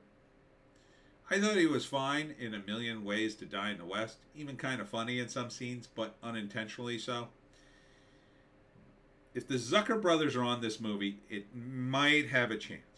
But you have to understand, Police Squad was a parody of police shows mostly from the 70s. And maybe you could throw in the 80s. After that, what do you... who's going to know the parody? If you do a remake of The Naked Gun, Police Squad, essentially, who's going to get the references? What references? You could do parodies of SVU. If you add in new parodies of SVU and Law and Order, CSI, and stuff like that, maybe you make it work. Maybe. But you need some really funny guys to write it. The writing has to be top notch. That is a high wire act, The Naked Gun. And look, not for nothing, even the Zucker brothers said, you can't sustain this for very long. When they did the Police Squad, which is the same character in The Naked Gun, they did the Police Squad TV show, which is brilliant, by the way. But even they said by the 6th episode, they were running out of gas. They were running out of gas. They had just jammed the first 4 or 5 episodes, and with so much stuff, they were struggling by the 6th episode. And that's the Zucker brothers, 2 of the funniest guys ever. So I don't have high hopes for this. The only way you could make this really and truly funny would be to somehow update it. And if you cannot avoid making fun of the woke and expect it to be current, you would have to blast them. Literally in every other joke. And there's lots of material there. You could make it very funny. But the woke tards, If the woke tards aren't losing their mind over this movie, I have no interest in it. I want to hear this movie drop. It should drop like a bomb on Twitter if this comes out. If this is good, it should offend everyone. If this isn't offending everybody, I have no interest in seeing it. None. Zero. And you might say, well, it wasn't an offensive movie. It has to be offensive. It has to be. That's where the comedy is now. More on Dune at Variety. Odysee and Teamsters warn of another Hollywood strike, massive rally. Put your helmets on. Well, that's the end of the movie industry, everybody. Good night. Good night. Oh my God, Holly M made it in. Hi, Holly. Finally, somebody made it into the live stream. Was my live stream even running? I think I was having issues with the signal. I didn't get a really good chance to promote it very well because I kind of got here at the last minute. But thanks for dropping by.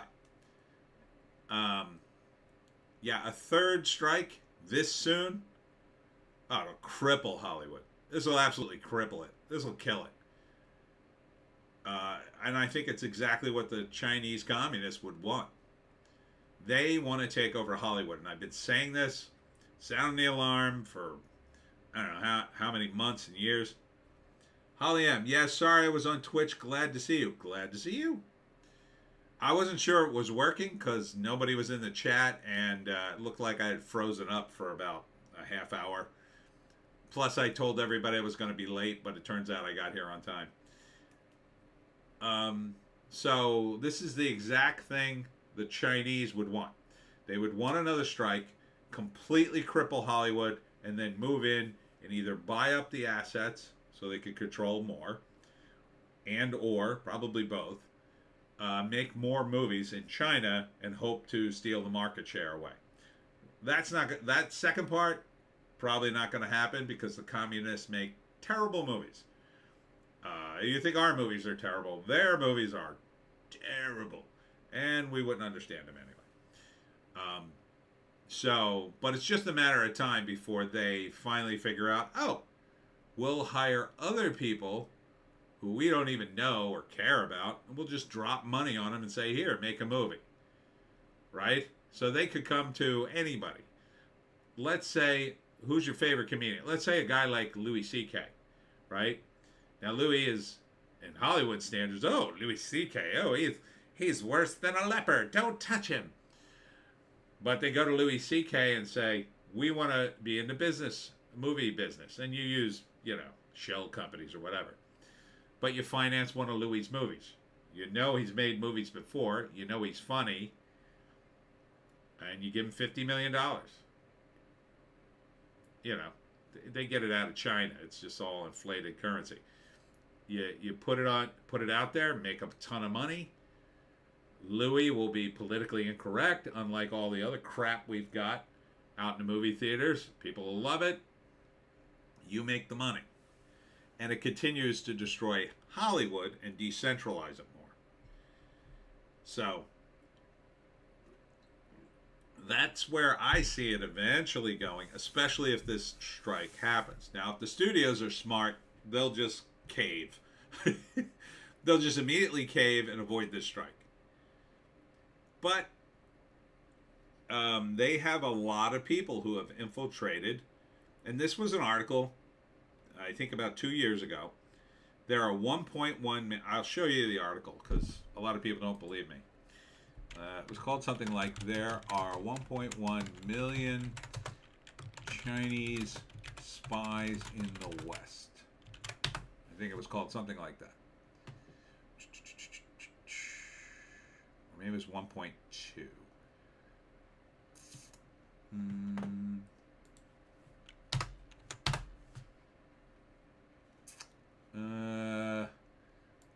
There are, maybe it was over a million. God, I wish I got over a million Chinese spies in the West. It's all about the damn balloons.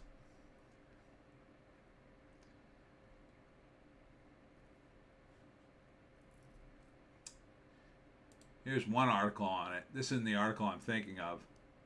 What's this from? Foreign Policy. This is from 2023. There are 3.5 million Mandarin speaking individuals in the United States. But that, just because you speak Mandarin doesn't mean anything. The problem is, if you're a Chinese national, you're a citizen of China, right? And if you're a citizen of China, you probably have family in China, whether you're in the United States or not. And so you're beholden to the Chinese government in some way. Even if you're in the United States, if you're a Chinese national, well, the Chinese could just say, hey, come home. We're mad at you for whatever reason. Come home immediately. They're communists. They can do whatever they want to their citizens. Now, whether or not the citizens listen, that's another story. And in fact, there was a big scandal, I think this was last year, that they found they allowed the Chinese to open up their own police stations in the United States to police their own citizens here. Yeah, that's pretty frightening. So all that's going to be used for, by the way, it's not, they don't care about law and order here.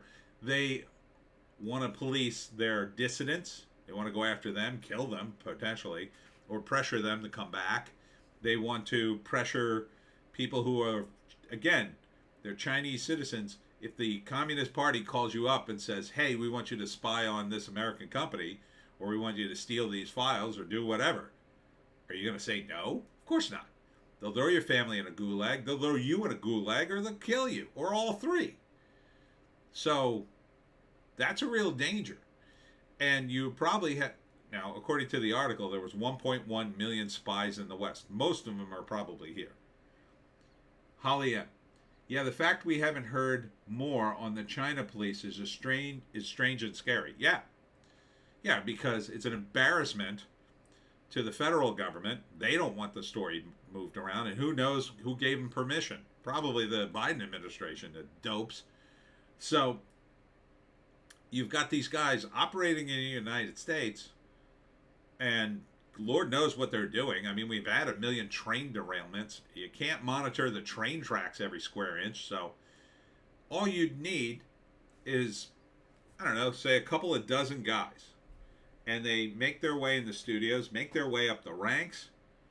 Doesn't matter what positions they hold, but, you know, if they're there specifically to undermine the studios, the Chinese government will say, yeah, stay there as long as it takes.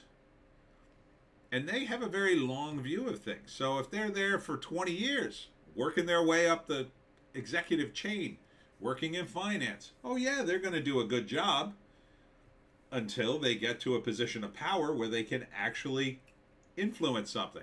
So this would be a moment, right? Let's say you've been a Chinese spy for God knows how long, 15 years, you worked in a studio, you now go into the meetings where they talk about negotiating with the Teamsters. Your handlers tell you, we want this strike. So what do? You sabotage the negotiations however you can. You spread discord and discontent amongst the executives. Oh, these Teamsters are pushing us around, and we're not going to collapse to these guys. We could survive another 2 years without these people. Look at look how much movies cost. We can't pay this money. And then you crush the movie industry. At least the Chinese think they can. And if they can't crush it, they'll buy it. So, I mean, look at China. China's a mess. China's a mess. Or, sorry, Disney. Freudian slip there. Disney's a mess, in my view. Imagine it gets so low the Chinese just buy it. I don't know if they'd be legally allowed to do it, but maybe they could buy it through shell companies somehow. And then they'd control it, or at least control enough of it that they could say, all right, we want certain movies to play and certain movies not to play. That's a scary thought. So, if the studios are smart, they'll avoid this strike. I don't think they're smart. I don't think they're going to avoid the strike. Taylor Swift announces Black Dog special edition of Tortured Poets Department album. I don't know what that is. Sydney Sweeney jokes you definitely did not see me in Madam Web in Saturday Night Live monologue, where Sydney Sweeney wore the lowest cut tops I've ever seen anyone wear in literally every shot and still I've seen of the show, which was the only reason to tune in, I think, was to see Sweeney's meat cans. So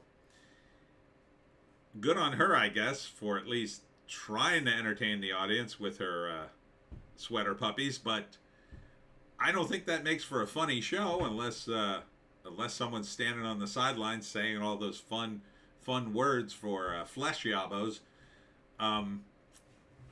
So I don't know. I mean, there was a skit where she plays a Hooters waitress, which is kind of cool. But yeah, Saturday Night Live is sort of in the toilet. And but they keep covering it like it's current. So another problem with Hollywood. They have no clue what the hell is current anymore. None. Zero. What else is going on? All right, moving on to Bounding in the Comics. Final Fantasy VII Remake mod restoring Tifa's uncensored cowgirl costume removed by Nexus mod. So nature is healing. Nature is healing, at least in video games. Jared Leto dropped the first teaser for Tron Ares, as if anybody's going to see this movie. Oh, exciting. Can't wait for Jared Leto. Who the heck wants to see this? Tron Legacy. Awful. God awful. The first movie's great. I love the first movie. It has a lot of charm. It's fun. The sequel with Jeff Bridges, brutal. Absolutely brutal. Hated it. And now you're making a third movie? I don't know. This is why I think Disney has a death wish. I really think they just want to destroy the company at this point and sell it to China. Or maybe to Apple, but I don't see why you need to destroy the company to sell it off, but that might be part of it too. It may be that Disney is infiltrated by people who actually work for Apple or one of these other major corporations, and their job is to sabotage it so they could buy it on the cheap. Like, there were rumors that Apple was going to buy Disney anyway. So imagine that, like, I don't know, 5-10 years ago, the Apple board said, yeah, we'd like to buy Disney, but we got to get that price down. And so, by hook or by crook, they contact people already working at Disney and say, hey, if you want positions in the new company, you got to do us a solid and help wreck the company as much as possible so we could buy it for a song, and then we'll give you a good position. I could see it happening. Is it legal? No. Are we likely to find out about it? No. It's just my speculation. But, I mean, how else do you explain the relentless slate of absolute garbage coming out of the damn company? I mean, it could just be a wacky coincidence of them hiring a bunch of unbelievable woke idiots. Another story that dropped this week, James Gunn is race swapped Perry White. This isn't the first time Perry got race swapped. And I gotta say, Wendell Pierce was exactly the guy I had in my head. The moment they announced, like, oh, they're doing the new Superman movie, and I thought, I bet Perry White's going to be black again. And then the moment I thought that, I immediately thought of Wendell Pierce. Because he's kind of perfect for a black Perry White. Kind of perfect. Now, should they bother to race swap him? I don't think they should, but Wendell's not a bad actor. I think they added a black character to Superman at that level for Perry in the comic anyway, but forget what his name is. In wrestling, both good and bad, troubled wrestler who once worked for The WWE Billy Jack Haynes charged with murder of his wife. That is terrible. But on the upside, former WWE superstar Elias promotes the gospel of Christianity following his release from the company. So, one bad, one good. I guess that's something. Another big story this week is The Rock. I don't have it here, but apparently The Rock trademarked a bunch of words that are commonly used in wrestling and that he commonly used in wrestling. Because now, The Rock has millions and millions of dollars. I guess he's just sitting around thinking, how could I get more millions and millions of dollars? So he trademarked these phrases, bunch of phrases, including The Rock. Can you tell me what The Rock is cooking? Like, who else would say that? Like, what's the point of it? I don't understand the point of trademarking it now. Like, I guess he's going back into wrestling. But one of the phrases he trademarked was candy ass, which is I think it was a phrase he used when he was wrestling. He called people a candy ass, I guess. I don't know why you would bother to trademark that, but he did. He did. I guess he's coming out with a bunch of merch, maybe. What else? There's some talk about Horizon and American Saga, the new Kevin Costner movie. First off, his son's in it. His son's 15, so he's starting his career. He looks good in the movie. He looked good in the trailer anyway. And Kevin Costner stands by his decision to tell a Western settler story. A great injustice occurred in the West, but it doesn't minimize the courage it took for my ancestors to cut loose and go there. So I don't think it was as big of an injustice as is portrayed in Hollywood.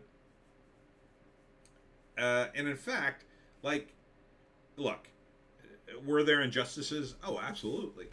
Absolutely. But there were injustices everywhere. It's kind of like now, right?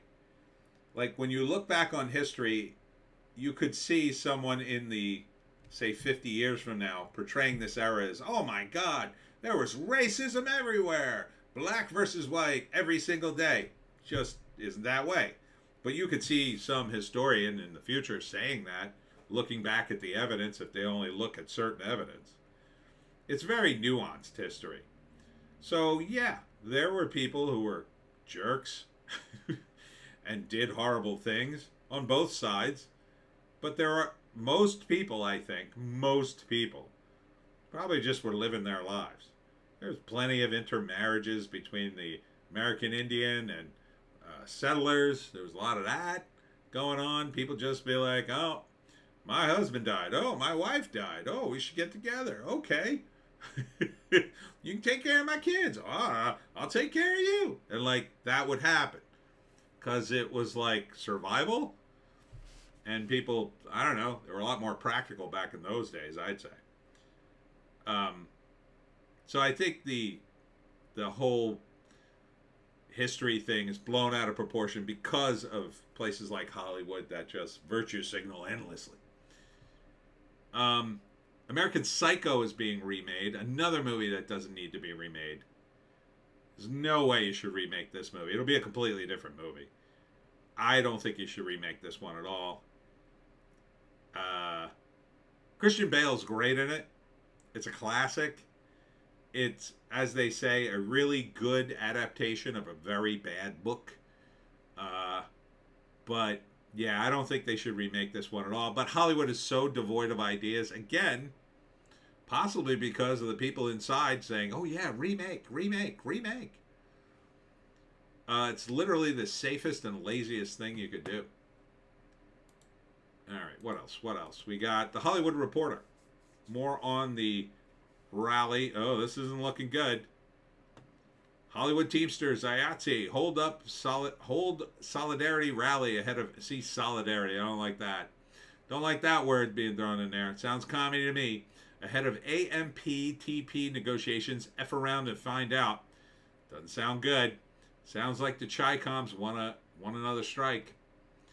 Don't fall into their trap, Hollywood. But you will, because you're stupid. You'll probably fall right into it. Let's see. LA Italiana Film Fest, Richard Dreyfuss, Diane Warren, and Matteo Garrone set for honors on Sunday night. You know, Richard Dreyfuss did a gangster movie where he plays like an old mob guy. It looked pretty good. I forget what it was called. Lily Gladstone. God, they want this woman to happen, don't they? Every time I look in the trades, Lily Gladstone this, Lily Gladstone got a cup of coffee today, everybody. Lily Gladstone. Lily Gladstone. Have you seen Killers of a Flower Moon? No, I don't have 3.5 hours of my life to waste. Oh, you should see it. Lily Gladstone's in it. God. Lily Gladstone says her dream is to host Saturday Night Live one day. Oh, please do. Please let her host the show. Maybe that'll finally kill it. This woman's going to win Best Actress. I'm telling you right now. Hollywood has decided that she's going to be a thing. And they're going to make you watch her. So they're going to give her Best Actress. She's indigenous, and they're going to they're going to break their arms, patting themselves on the back for giving it to her, too. You watch. That's my call. I think I got it here. I got it written down on... Yes. Lily Gladstone. We all picked it, in fact. We did a thing where we all picked Oscar winners. I picked Lily Gladstone, and so did the live stream. 100%. 100%. If she doesn't win, I would be shocked. I'll be utterly shocked. Here's Sydney Sweeney's cans again. Fantastic cans. I have a sketch that would be great for Saturday Night Live and Sydney Sweeney. And I will tell you what it is because it'll probably never be produced. So the sketch is Little Women, produced by Hooters. And what I would do, besides Sydney Sweeney, I get a bunch of busty girls to play the characters in Little Women and say the exact lines from Little Women. We couldn't do it naked. My version of the sketch, they would be naked. But since it can't be naked, I would put them in bikinis. But like, you know, with like bonnets, like old-timey bonnets, as if like we're still trying to keep the air of respectability. And then as the characters are saying the lines and moving, every time their chest bounces, you would hear boing, boing, boing, like quietly in the background. And then the idea would be to do enough scenes until there was a scene with a lot of the Little Women, and they'd be busty. Like one of them would have to be like one of those porn stars with like triple D's or something. But there'd be a scene in which like the boinging would get so loud you wouldn't even be able to hear the dialogue. So that's the sketch. It's called Little Women, and I think it would be hilarious. I would totally do it if I was writing for SNL and Sydney Sweeney was the host, because that would be friggin' brilliant. But it'll never happen. All right, moving on to Bleeding Fool. Ooh, 4K restorations of Fleischer cartoons to debut at MoMA next weekend. They sound cool. Let's see. All right, so this was a big story this week as well. This was about Roadhouse. So it's a little bit complicated. So what apparently happened is the studio was desperately trying to finish the Roadhouse movie. And I don't think it's a sequel, but it is based on the movie. However, the writer of the original movie had something in his contract where something was going to expire in November before the strike. So if there hadn't been a strike, the movie probably would have been done in time. And that the studio, if the contract had expired, they would have had to pay this writer more money, is my understanding, or something like that. He would have gotten some of the rights back. So the studio was desperate to finish the movie, I think before November 23rd was the date. And because the strike was on, they couldn't finish it. So what they did was they used AI to finish a couple of the scenes for the dialogue. And because of that, the lawyer or the writer is suing the Roadhouse producers. At the same time, the director is mad because they're not releasing this in theaters because it's an Amazon movie, and they want people to, I don't know, buy a subscription to Amazon just to watch Roadhouse. I don't think it's a big enough movie to do that. I don't think anybody's going to buy a subscription to Amazon Prime just to watch Roadhouse. You know, like, well, I'm on the fence about Amazon Prime. Oh, Roadhouse is on. Oh, well, then I'll buy it. Like, I don't think that's going to happen in any kind of numbers that make any sense. And I think they would have made an ton of money releasing this in the theaters because it's not a bad IP. Jake Gyllenhaal is popular. It's going to be a movie with lots of action. And, you know, there's something for everybody, right? Dudes want to see Jake Gyllenhaal beat up guys. Like, he plays an ex-MMA fighter who becomes a bouncer. And Conor McGregor's in it, who's an actual MMA fighter. So he's fighting in it, and there's a bunch of other guys in it, too. So, for guys, they're going to see this movie. Ladies, beefcake. So, something for everyone. But Amazon doesn't want to release it in theaters, so now the director's mad, so he won't go to the premiere. And they got this lawsuit. So it's weird. It's weird all over Roadhouse. A movie that, quite frankly, it's not that great. The original is not that great. It's just a damn movie. You literally could have just made another movie. Called it whatever you wanted. You know, call it Bouncer. And just have it star Jake Gyllenhaal. And I mean, the original Roadhouse wasn't about an MMA fighter. It was just about a guy who was a bouncer and a good old boy. This is a completely different movie. I don't think it's a sequel in any way. I don't think it ties in with the other movie other than the name.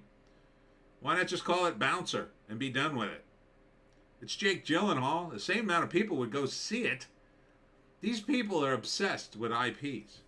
Just because this was a movie, it was a thing. I mean, the movie didn't even make that much money. Let's see. Roadhouse. No, we want the other Roadhouse. Roadhouse, what year was that? I'll just put 19, whatever. Holly, cashing in on a name like Halloween 3. Yeah, exactly.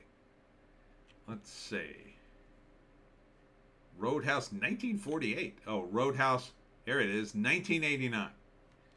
All right, 1989, it made $30 million, but that's 1989. The budget was $10 million, so it made $10 million, basically. Basically, it made $10 million. So inflated adjustment box office would have been, this would have made $79 million, but it would have cost more money. So it's all relative. So it made its budget back. In other words, it cost $10 million. It probably cost another $10 million to advertise. It made $30 million altogether, which means it made a profit of $10 million. So it cost $10 million. It made $10 million. If it had been in 2024 dollars, it cost $80 million, and it would probably make about $80 million. That's not chump change. That would be good. It's solid. It's profitable. But it wasn't the biggest movie on earth. Not by a long shot. It's 1989. 1989. It's 35 years ago. Okay? Now, I remember the movie. I didn't even go see it. It's the sort of movie that ended up on TV a million times. I've seen enough of it that I know the entire plot. You know? Just walking by televisions at random and it was on. I've seen enough scenes from Roadhouse to know most of the plot. And I haven't seen the movie. like I didn't sit down specifically to watch it. It was just on enough times that I know I am aware of most of the plot of Roadhouse. It's not that great of a movie. It's just not. So what are you saving by saving this IP? Nothing. In my view. Nothing. So, but this is Hollywood. How woke could a comic book that explores sexuality be? Oh God, I imagine I'm very woke. That looks pretty woke right there with hairy genitals. I don't think I want to see that.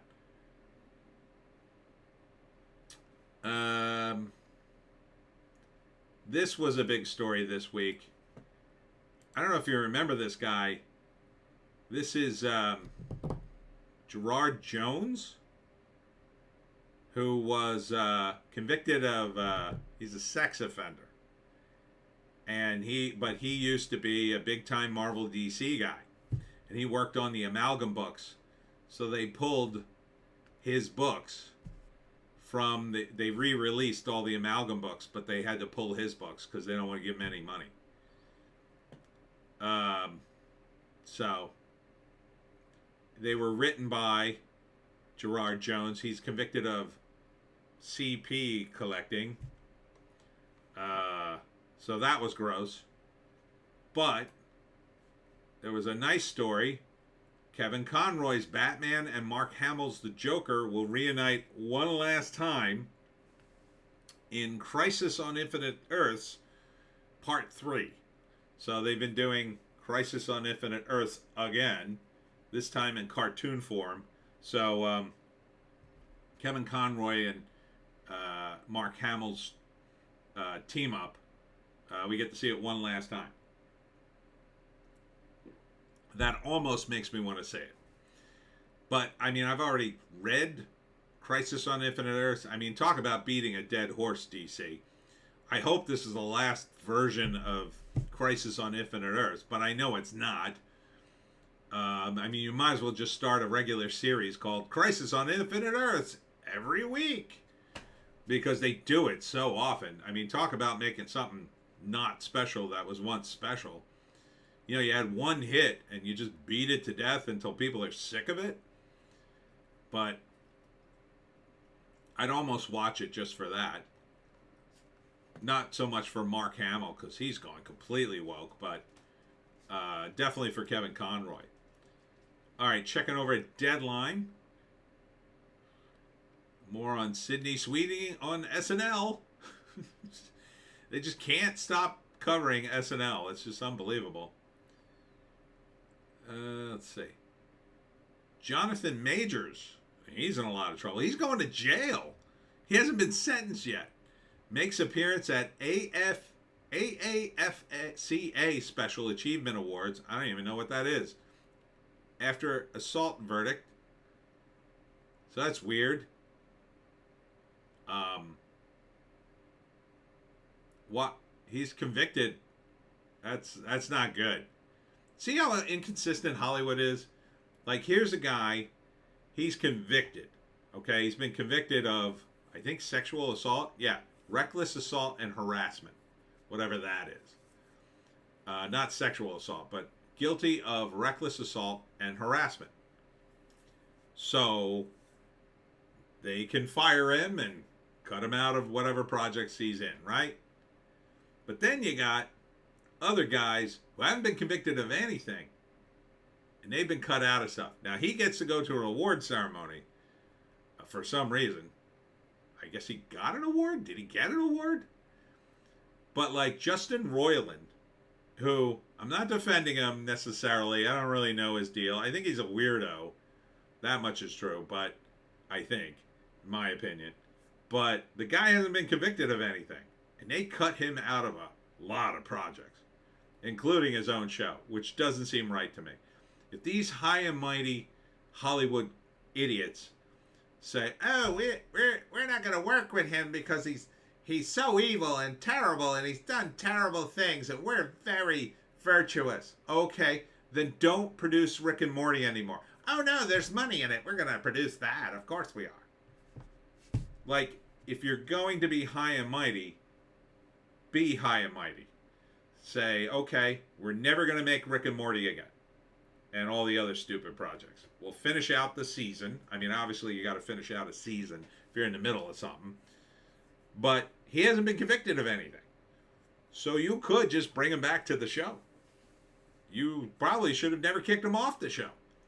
He wasn't convicted of anything. Now, it looks bad, but that's not guilt.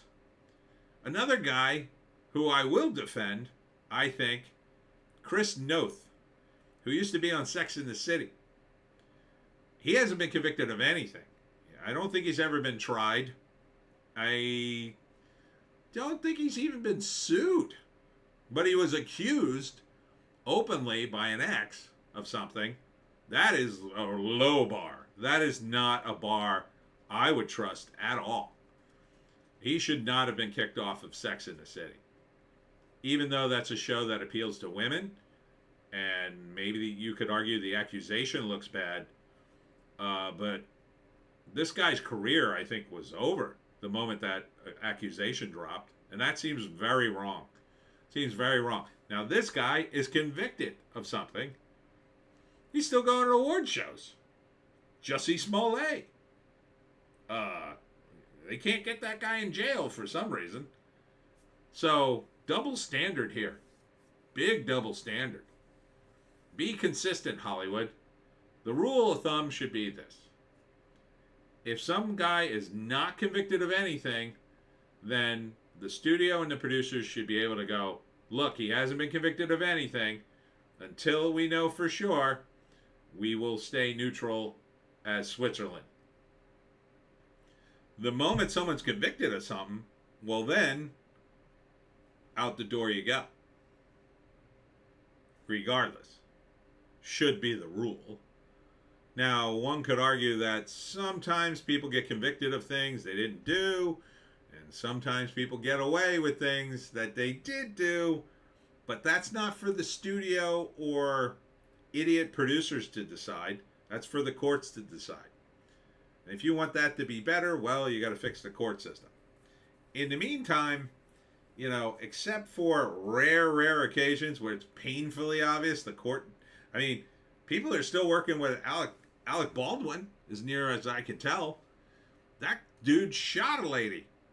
Shot two people, in fact. Killed one of them. And the other one's still alive. Now, he's on trial again. But what are you going to do with him? Are you going to kick him to the curb, or is he going to still get to go to award ceremonies? I don't know, man. Hollywood has got some strange rules. Now, in the case of Jonathan Majors, I don't know. It looked kind of weak. The case did look weak to me, but there's also the idea, and this used to be true, I don't know how true it is now, that there are studio fixers that, let's say, influence the law to some degree. So, Disney seems pretty desperate to get out of the Kang story. Did they do something to influence this proceedings, perhaps? I don't know. Just my speculation. Bruce Willis's wife, Emma Hemming Willis, complains about misleading headlines and stories. You know, it's really a shame. Bruce Willis is kind of a wreck, but they should try to keep him out of the public eye at this point. Look, the guy was in public life all his life. He was a huge star. He doesn't need, nobody wants to see him like walking around like Joe Biden. No one wants to see that. Keep him out of the limelight, I say. You know, I get it. Once in a while you show a picture of him or something smiling, but, you know, he's not going to, unfortunately, he's not going to get any better. And I feel really bad, but maybe one day they'll come up with some kind of cure, but you really got to keep him, you got to keep him under wraps, I say. Let's see. This was a kind of a non-story. Like, I kind of heard about this, and it Didn't get a lot of coverage. Six Flags over Georgia. Opening results in massive brawl. One teen shot by police. But I think there was a... I think he shot first. There was shooting in the crowd going on. The cops shot him. That's a misleading headline, isn't it? One teen shot by police. It makes it sound like, oh yeah, there's some teens over there. Oh really? Blam, blam. It's not what the cops did. They were already in a gunfight, is my understanding.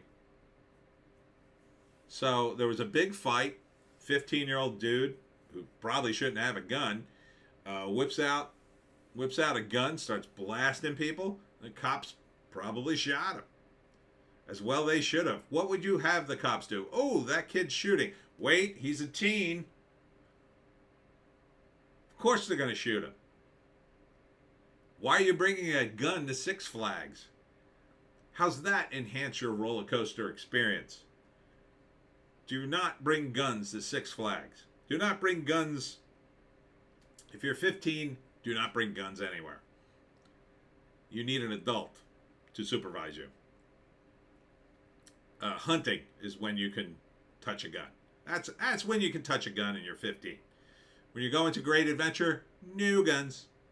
No guns.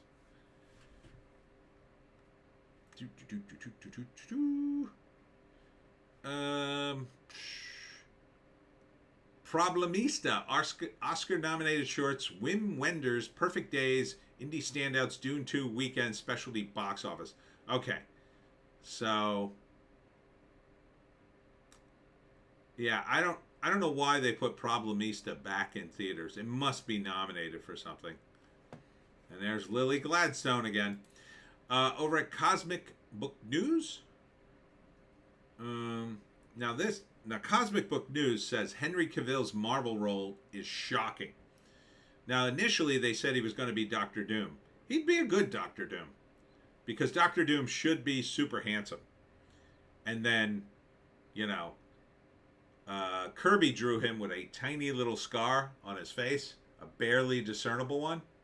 And that's why he wears the Iron Mask, because it he's such an egomaniac. The tiny scar ruined perfection.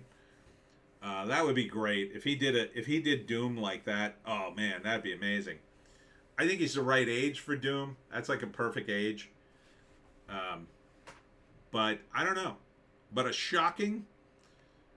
be shocking if he was like Professor X. I think it's Professor X. That he could do Professor X. Because all they'd have to do is shave his head. He's already English. And he'd be on his way. I could see him as Professor X.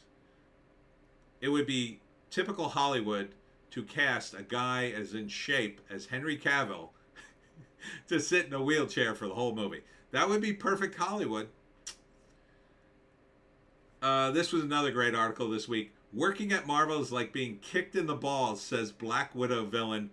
This was Ray, what's his name? Winstone. Winstone? He's been in a bunch of stuff.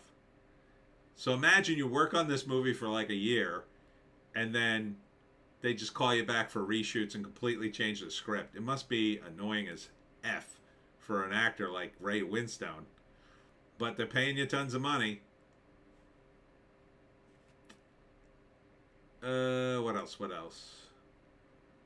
Venom 3, Tom Hardy again teases Spider-Man connection.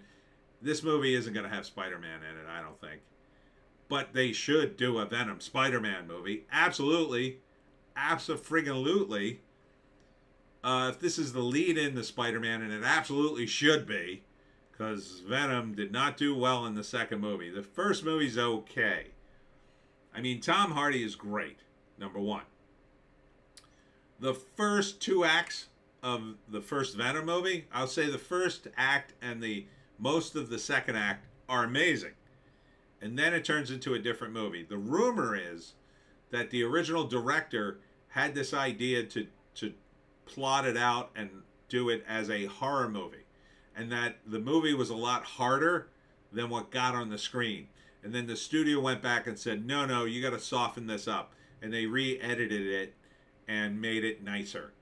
But I think the original movie would have had Number one, I think his love interest in the movie definitely dies. I think Venom kills a bunch of people because what you see in the movie, what little clips of, is the idea that Venom can only eat live creatures. Right? That's the only thing. Like, there's certain animals, they only eat live creatures. Like, they can't eat carrion.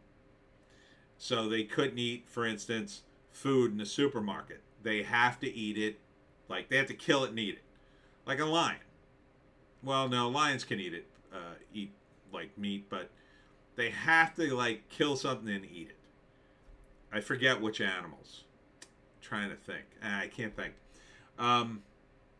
So that to me was one of the threads that they dropped about halfway through Venom, because there's a scene where Tom Hardy is so hungry he jumps inside a lobster tank and starts eating the lobsters alive.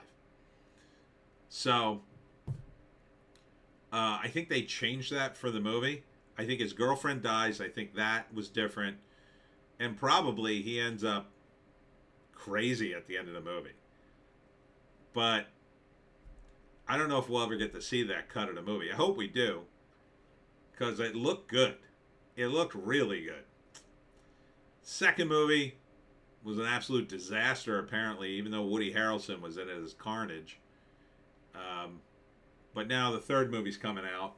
I guess this will lead into the Spider-Man confrontation. I hope it's a confrontation. I'd love to see them go at it, and then, Eddie Brock dies, or the way it ended, the way it originally ended in Marvel Comics was Spider-Man tricks Venom into believing he's dead. That Eddie thinks he's killed Spider-Man, and then lives the rest of his days on a deserted island. And that was the ending to Spawn as Todd envisioned it. So I thought that was pretty good.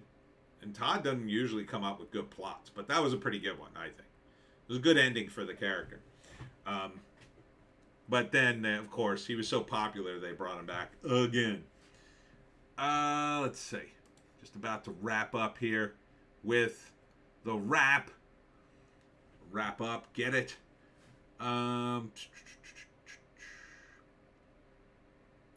Fox News brazenly compares Trump to Richard Nixon positively. So what? So what? That's a weird comparison, by the way. The greatest comeback of all time? So? The rap is so weird. It gets very political very quickly. Oh, and very sad. Mark Dodson, Star Wars Salacious Crumb, I don't remember that one, and Gremlins Mogwai voice dies at 64. He must have been fun at conventions, doing the Mogwai voice. And look at this, another SNL headline. SNL sketch skewering Biden's age gets pushback from Alejandro Mayorkas. Of all people, that guy should be out of a job. They should spend time with Joe Biden. Why don't you shut up and stop making comments about horrible comedy shows that are on TV? Why don't you close the border? Why don't you do something about that?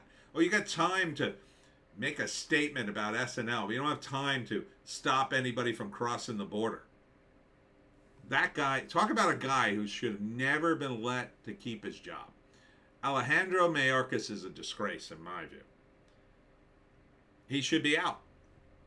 But he won't be. Until you get rid of Biden, you'll never get rid of him. Oh, Trump will throw him right out of office. He'll have his debt. Like, the moment Trump wins the election is the moment everybody in D.C. starts cleaning out their desk. And they might as well. That's what they're going to do. He'll get in there. Mayorkas won't be... He'll be gone. Mayorkas will be out of the office like a week when Trump comes back in. He'll be like, all right, do we have to fire Mayorkas? Nah, he left. He left. He's been gone a week. Oh, okay, good. Just send him a letter. Make sure he knows never to come back. And a bunch of other people. Can't happen soon enough, quite frankly. Can't happen soon enough. All right. So that's about it for me. Tony D. Holly M. He is only doing what he is told. I have my suspicions otherwise, but perhaps. That's not an excuse. That's like I was only following orders, Holly. I don't like that. All right. Let's wrap up. What did we learn today? Well, we learned Roadhouse made okay money. Dune made an S ton of money in one day. Dune 2 made more money in one weekend than all the other, than the last week, than all the movies last week. And the week before, too. The week before was even worse, I think. I think that was the 38 million week. We learned that. We learned about Henry Cavill. We learned, the usual nonsense. We learned about wrestling. Alex Ogle is here. Any chance to see you on Lotus Eaters again? Well, my plan was to come back in March. But money's super tight.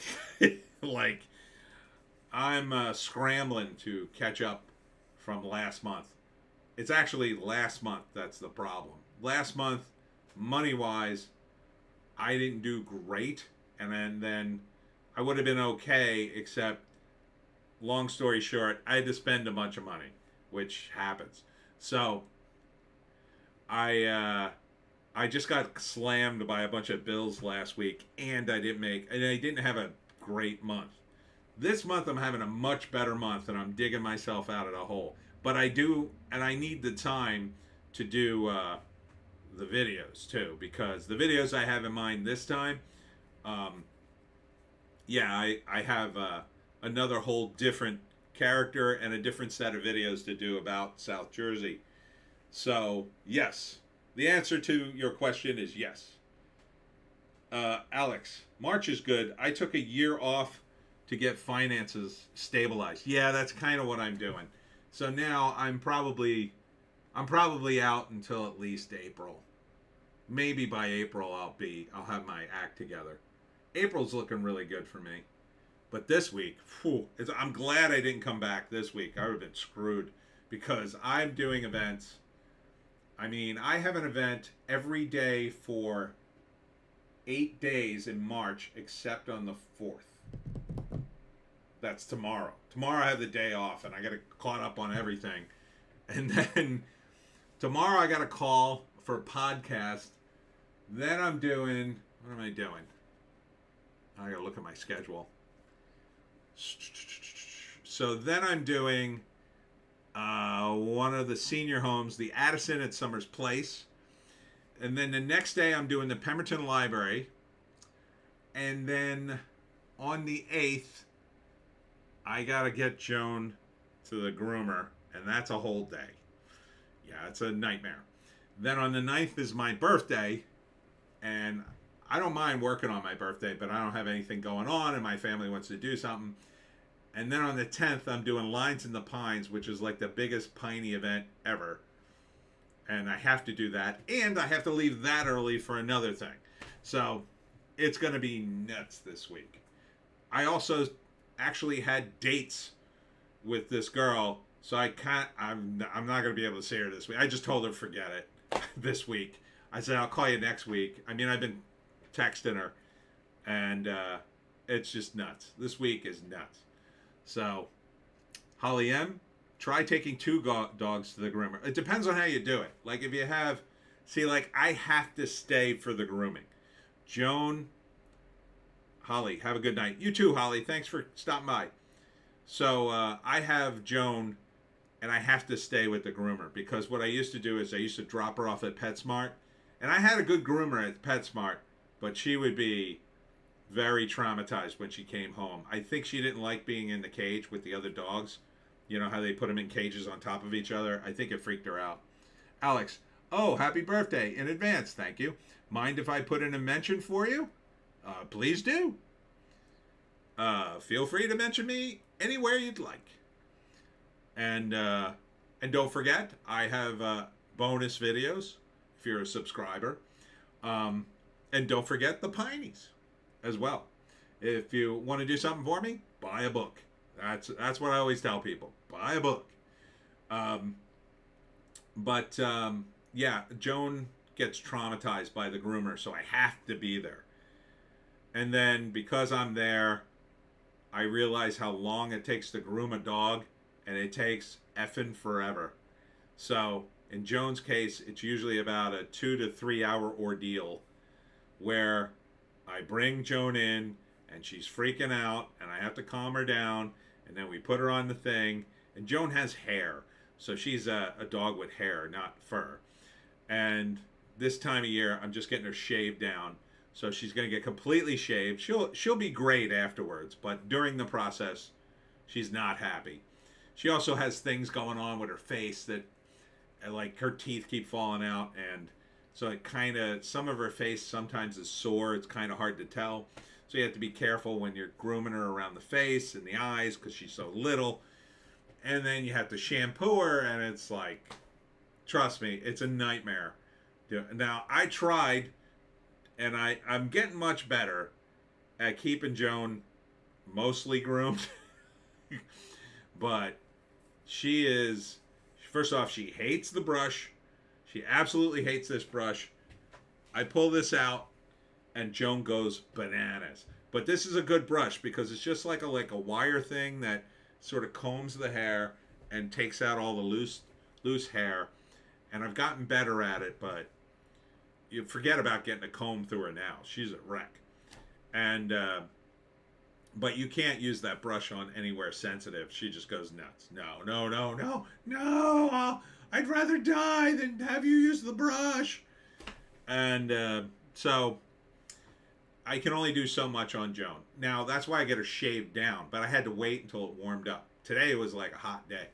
So it is officially spring here in South Jersey. So Joan gets shaved. She's going to get her nails clipped. I know she's going to love that. And she's going to be good for the next... She'll be good until the summer. I might have to get her shaved in the summer again. So I'm going to have to get her a new flea collar.